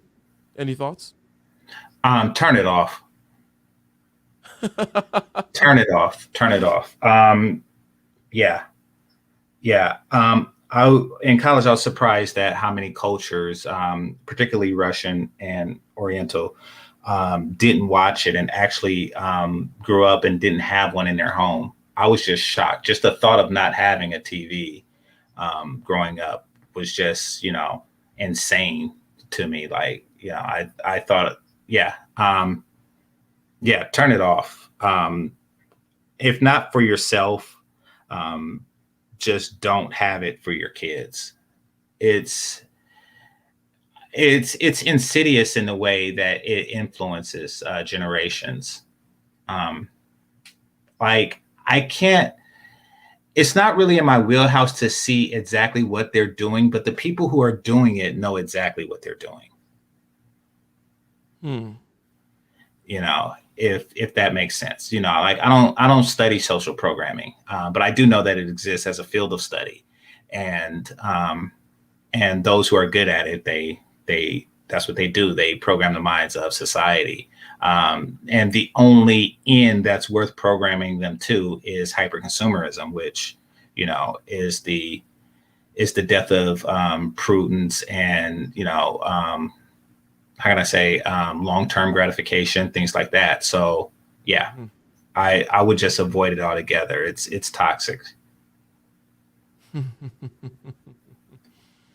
It is. I Shout out mean, to techno- yeah, go especially ahead. now, it's easier to see the agenda being an adult, and because the agenda isn't really directly pointed towards my culture anymore. But it's easy to see that. At least it's easy for me to see, and this is why I have movie night, by the way. So to show you what I see when I watch older movies, like as an adult, and having a heightened sense of awareness, like this is the message that they are trying to send to you through this particular movie. Like take an example, something that seems as innocent as the movie Mrs. Doubtfire, has a very toxic message, and that is, divorce is not only okay, it's funny. It leads to an interesting series of events, and it is a natural part of the family dynamic if somebody is simply ill happy with their mate. It also sends the message to young ladies that, if you are a woman in your 40s and you're divorced with 3 kids, a rich, handsome white guy will come and marry you, because rich, handsome white guys love marrying, single mothers in their 40s. So that's just an outright lie. So but as a kid you just watch like, oh, Mrs. Doubtfire, she's funny, he's in a dress, ha ha ha. So like if you look enough, you'll find a lot wrong with the programming and what they're trying to do. The modern thing that they're trying to do is separate people into subgroups, because subgroups are new marketing groups. So what people do is, because I used to see someone who was into this, they look at different cultures as marketing groups. Like you have the African American market, you have the Latin American market, you have the Asian American market, et cetera, et cetera, et cetera. So you have these different marketing groups. However, there are a finite number of them. And once a group has a culture set, then it pretty much is set. Like their spending habits, the things that they purchase, the brands that they like, these are pretty much set things. Mexicans, for example, favor Corona as their beer of choice. That's not something you can change, no matter how much you advertise, say, Coors to them. They're not really going to change that. It's a part of their culture, so to speak. If you can call such a thing a part of a culture. Now, the only way you can market a new product to that, is say I want to market a new beer to the masses, is I have to create a new market group. I have to get people to see themselves as something different than the group that they currently identified themselves with. So I won't call you a Mexican American, or I won't call you a Black American or something like that. I will call you a hipster, or I will call you a LGBT person, or if you are of that orientation. Like I'm going to get you to identify with something new. Once you or I'm going to call you a feminist. Once you have identified yourself with this new thing, then we can say, okay, you are not this person, you are this person, and this person drinks Sprite. Yeah. So and you described a magazine type thing, where magazine sells a lifestyle. So we've now decided to try to slice you in a certain way. Hipster. What does hipster do? The magazine tells you he rides this particular kind of bicycle. He uses this kind of bed. Here's the kind of beer he drinks. Here's the kind of MP3 players that he uses, and so on and so forth. You populate the lifestyle with products. You sell that whole thing.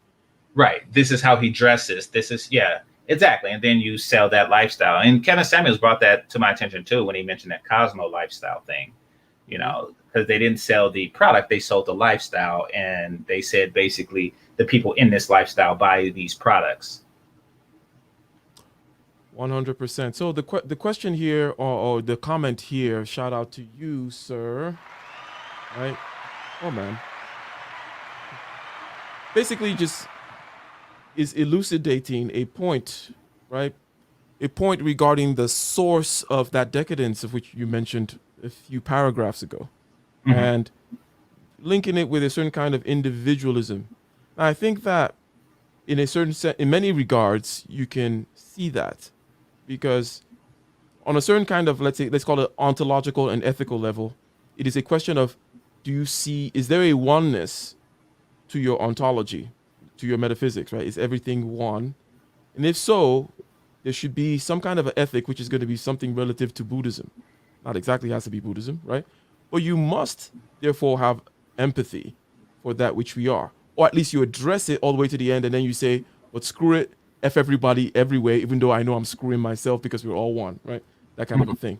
So, because there are many ways of being an individualistic bastard and still not missing the mark with regards to this, right? And I think that, I don't know if you have anything to mention regarding this, in the sense that some people want to be black and white about things like this. Like, oh, you either an individualist or you are a collectivist. And it's like, okay, well, there are higher levels of analysis, right, where complementarity becomes the case, right? Because the divisions at the lower levels need not happen at the higher levels when the resolution is less, but there's still some truths that are true, such as everything is one, right? Any thoughts on that? Well, yeah. And he actually brings up a great point. And yes, there are different levels of individualism. For Black Americans, we grapple with this and we don't even know it. Particularly those who consider themselves exceptionally pro-Black or something like that. And that is because we can't, many of those who put themselves in that cohort can't say that they are in the collective best interest because the collective historically wasn't in our best interest. So, there's this, anti-Americanism that comes from Black Americans. Now, which means that on a very high level, they are trying to work to the disinterest of the collective being the United States of America. And perhaps on a low level, that they want to work in the best interest of their community, or on a lower level, their family, and of course, the lowest level being themselves. However, that's nearly impossible to do. Mm-hmm. You can't have a diminished sense of national pride, but have a strong sense of community pride and have that work together. So yeah, those people far too often do become hyper individuals. I think that it is very disruptive, hyper individualism, because no matter what, species that can function well as a collective, let's take ants, for example, tend to outdo those that are individually strong, say a beetle or something like that, which is why piranhas and bees, things like that are successful in the animal kingdom, versus things that are very strong. Yeah. Once again, things that are very strong individually. Yeah, so hyper individualism is not going to work for us. We have to work in the interest of the collective in order to move forward.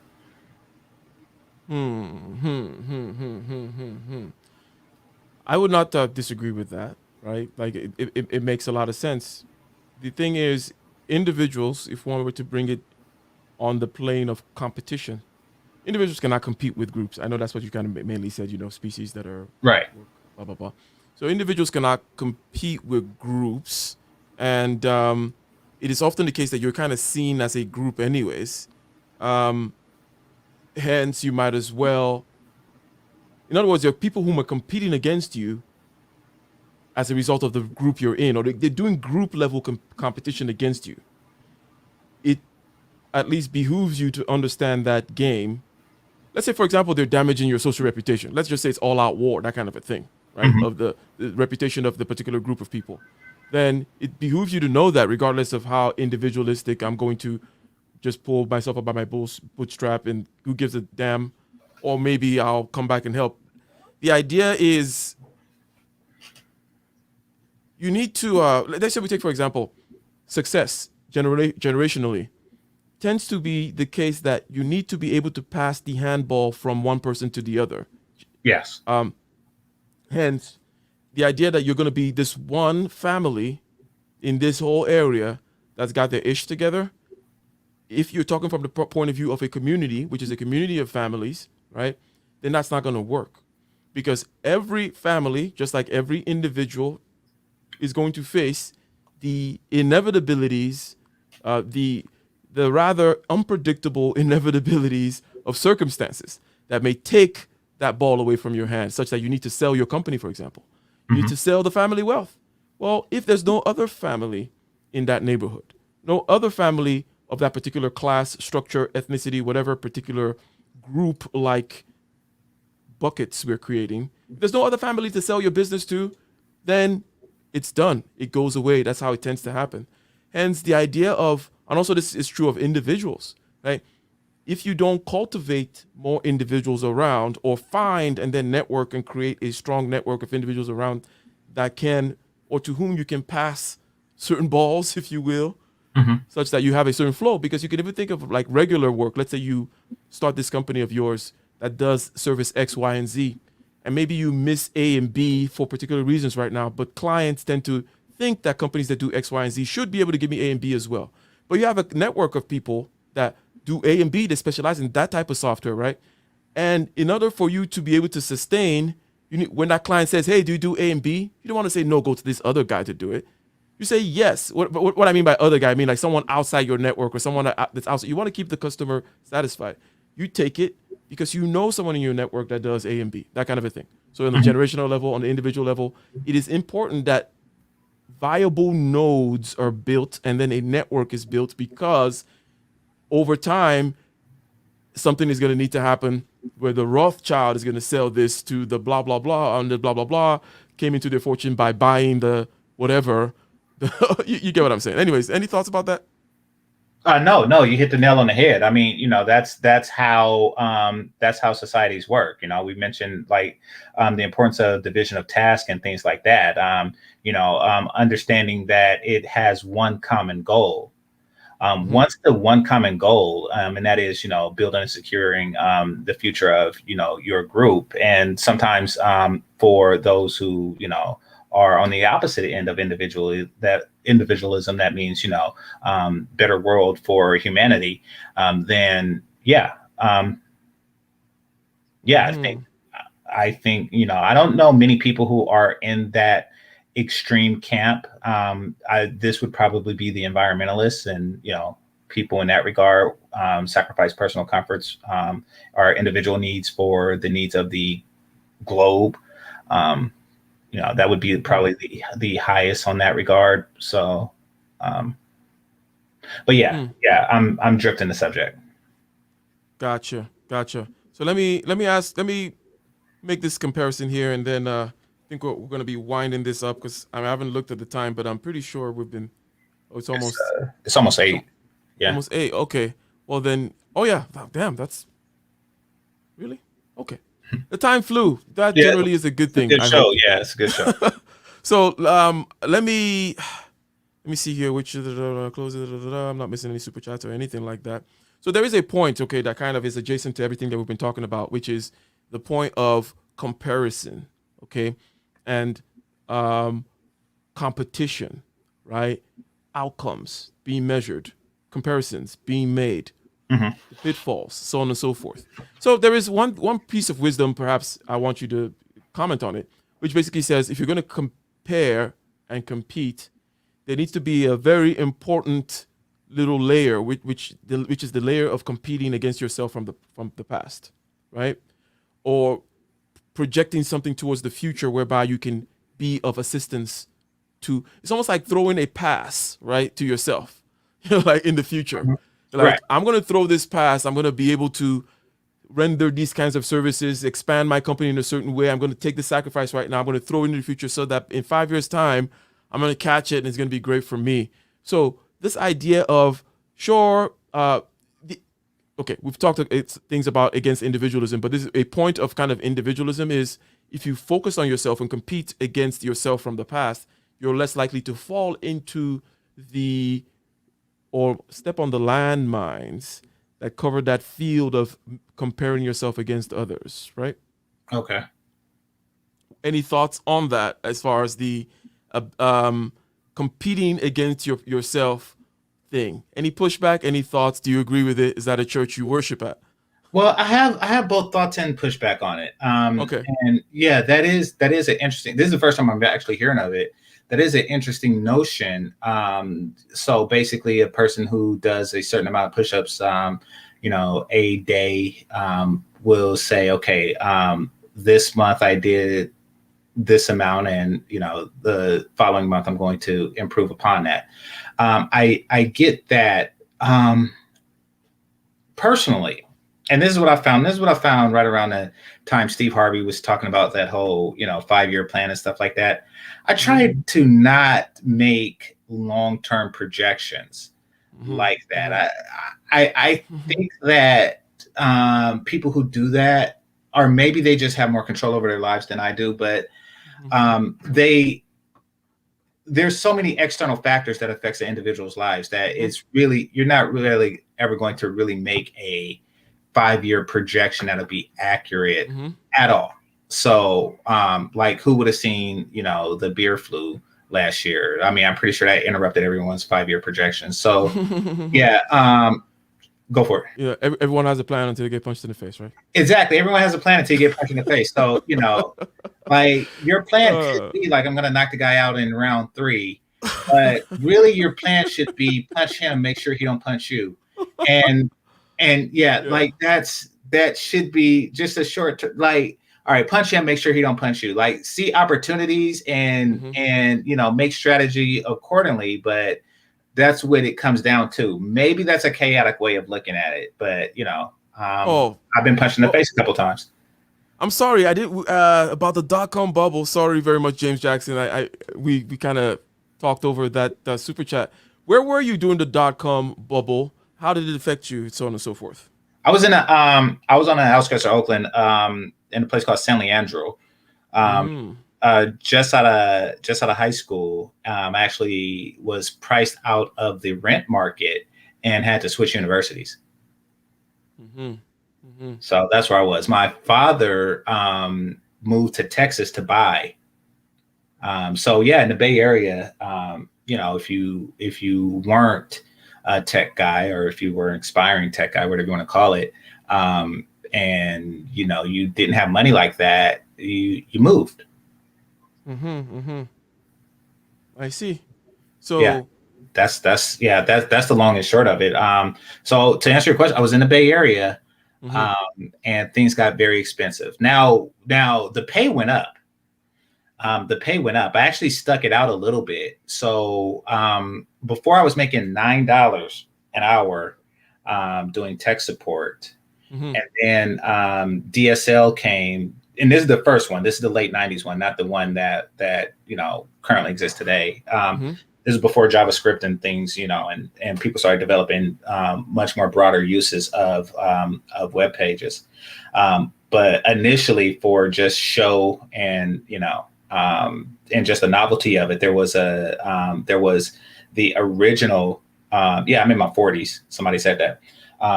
So there was the original one that just kind of came and went right around the time the towers fell, and that one just priced me out the Bay. I went from making $9 to $18 an hour. In that time span, doing tech support for a DSL company, and back when DSL was a thing, and but still, even there, it was just very hard to live out here. That is rather interesting. That is rather interesting, sir, and glad we're able to answer that question. Yeah. Now, I something. The question back on you. Were you here in the States, or were you in the Bay? .com. No, I came to the United States 2000, actually the end of 1999. Oh, .com bubble already happened, right? It already dropped. Like that was a 90s thing, and then that's what I said. It's the late 90s. I just say the towers to have like a temporal landmark, but it actually popped before the 90s. Yeah. Yeah. And then with that's when I came, and then kind of saw the 2008 market thing definitely hit me hard in terms of the recession. Construction was done, blah blah blah. I had to do a few things, got back, and that's when I got my master's degree, as a matter of fact, in order to, because I got laid off and so on and so forth. So you didn't So want that- to, you didn't have student loans, but a lot of people do that so they don't have to pay student loans when they're laid off. Yeah. Yep. No, I just thought jobs were almost impossible to find. I was like, what do you do with this time while looking for a job? Blah blah blah. And it also makes sense when jobs are hard to find that you need to skill up, you need to level up so that you're more differentiated from the mass, right? So Sure. that's kind of the move I was trying to make there. But to say something about that whole planner versus I don't plan, I don't have a 5-year thing. I'm that way too. I always hated that what's your 5-year plan question. But let me go ahead and lay it again at the feet of the intuitive versus non-intuitive thing. Because and the reason why they ask that stuff is because majority of people are not like you, Game Changer. Okay? Okay. For majority of people, if there is no plan, really nothing's gonna happen. You know what I mean? For an intuitive, you know that it's a general that there's shapes out there in the world. They're gonna morph and move. Okay? You're using your antenna to try to in real time follow the best course because you're thinking in terms of concepts anyways. The road is not an actual road, it's just lines in your mind. And the lines could be shifted and moved and such, right? If I'm making sense, right? Okay. So Yeah, it is. yeah, so for you, that whole plan thing is like, I don't have to. But majority of people have to have that plan. And that's why these interview questions exist. That's why things such as, 5 years of experience exist. For you, an intuitive, you're like, it doesn't have to be 5 years of experience. I can learn the general whatever, blah, blah, blah, blah, blah, and perform at a high level. I know the thing, anyways, those kinds of things, right? So it makes sense that everything that you've been saying so far lines up in terms of your sets of motivations to also the fact that you're not so much of a planner, but you see the shape of the things that are going out there. In other words, what I tend to call it is your plan is implicit. It's not an explicit plan, but it is implied in what guides your actions, though, as the land whoops and wharfs and changes, if you will, right? Exactly. And I think that's something that a plan, takes away from. That's something that certain plans take away from the individual, because circumstances happen and you find yourself unprepared because you needed that plan to prepare. It's like, okay, I was going to do this, and this, but then this, the housing market crashed, and however, if you looked at things like, okay, I'm going to take them as they come and then plan accordingly, kind of like plan on the fly, like, then it's like you see the housing market as an opportunity, like, oh, okay, now that this happened, I'm going to do this. More reactive. I think that's the key word. More reactive to, of course, have a, reasonable goal, but, shout out to Chantel, but have a reasonable goal, but be reactive to, when you do get punched in the face. 100%. Yeah, that is a very good way of kind of explaining the behavior. Right? This is how you're going to see the person externally as being more reactive. That's how you're going to see your type of person.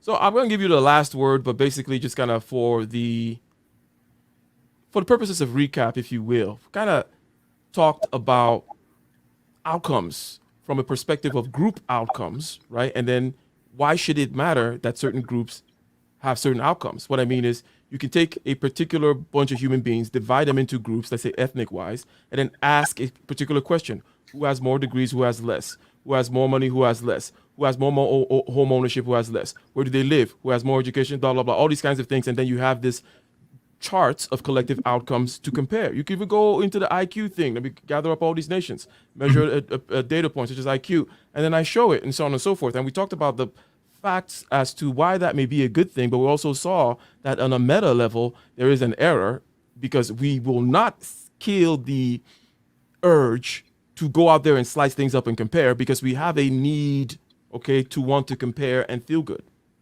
Group-wise, I'm speaking now, just the human creature in general.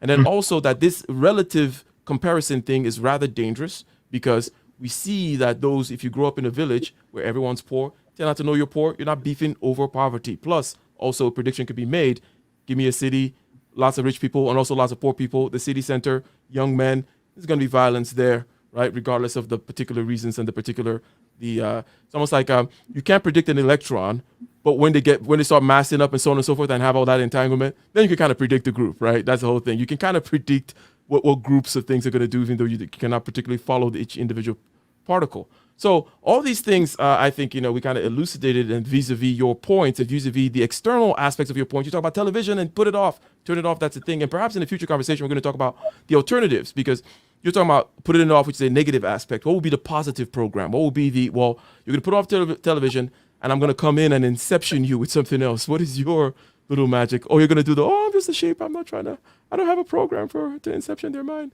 But anyways, I'll give you the last word. What you got to say? Okay. Wow, that was a lot. All right. We'll start with the television thing, and then we'll move to the need for group validation, or protecting the reputation of not just the individual but the group. So the television thing, as it relates to children, it's definitely necessary for the parent to instill the children with activities, perhaps even skill sets, piano, martial arts, whatever, little league, baseball, something in its place. In order to do that, these things cost money, and it costs time and effort on the parents, and that's why poorer parents tend to not do that. And this isn't something that I'm making up. I got that off of Outliers, Malcolm Gladwell. Check him out if you haven't already. Yeah. So having entertaining alternatives is something that you can do in the place of that. Let's see. Now, as far as the necessity of collective reputation, well, you being a Nigerian, probably have experienced it, because I'm not saying that your collective reputation is bad, but there are aspects of Nigerians' collective reputation that I'm sure would hinder them. For example, they are looked upon by other West Africans as I don't want to say dishonest, but hustlers. And that may hinder certain Nigerians in business dealings. Like, listen, I want to do honest business with someone. However, my cultural perception is that of a hustler, and, the Cameroonians or the Ghanaians, they simply don't want to deal with me because of this, and by the way, this isn't your reputation here amongst African Americans or Americans in general. This is, my girl's African, and this is just something I heard. Like, oh, I didn't know that. Yeah. So far, we're fooling you guys. Yeah, exactly. But I'm pretty sure that there are Nigerians who would rather not have that on their jacket, so that they can do clean, honest business with neighboring countries. Or with citizens of neighboring countries. So, it is important. And it's also very important, your collective ethnic reputation is, because it's something that you pass down, whether you like it or not. And that's even with me. Even if I were to get with, say, an Asian or a white woman, or just a lighter skinned person, I still pass down the ethnic reputation to my children of a Black person. And that's something that's unavoidable. So I would prefer that that's a positive one. I would prefer that it's one of someone that is intellectually competent, someone who is emotionally rational and stable, et cetera, et cetera, et cetera. I would like to change some of the negative aspects of our collective reputation. And then, the functionality, and also, and I'll end on this, just like you said, with the person who's dealing with their weight, being able to surround themselves with people who are fit will help them on their journey. Well, I would like for my descendants to have a surroundings of people who at least look like them, reasonably speaking, to improve upon them, whether it's, intellectually, economically, et cetera, et cetera, et cetera. I want to improve the quality of the group. I see. That is a nice way to put a bow to this conversation. And I will, perhaps, if you are so, we hope that you will be so gracious in the future to come back here, and we can talk about some other things. Yeah. Big time, one time. Okay, let's take us out like this. Rasta works are manifest and it a blossom and a bloom. Nature always take its course, the tide is rising with the moon.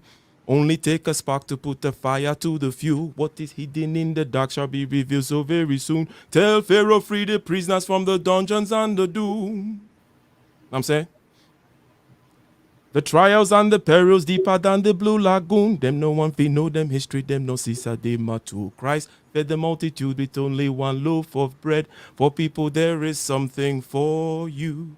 Don't let the pressures of the system get upon your head. Poor people, there is something for you. Mankind cares not for his sisters anymore. Still there is something for you. Written in the book of life, we shall live forevermore. There will be something for you. Jah gave Moses 10 commandments upon 2 tablets of stone. Israel out of Egypt and he promised them a home. Some slew the Philistine with a donkey jawbone. Now I'm saying, ladies and gentlemen, we are out. Did I miss a recent super chat? Well, I did. see one here. There's a $50 one. I don't know if that's old or new. Let's see. It says Father Ike, game changing the game. Appreciate you, brother. Appreciate you, Orlando. Thank you very much. Thank you very much. And also to acknowledge Chantel. Shout out to everyone. And we, I believe, are gone. I will be on Solo TV's channel tomorrow and also on Bernard's channel. And until next time, peace out. Peace.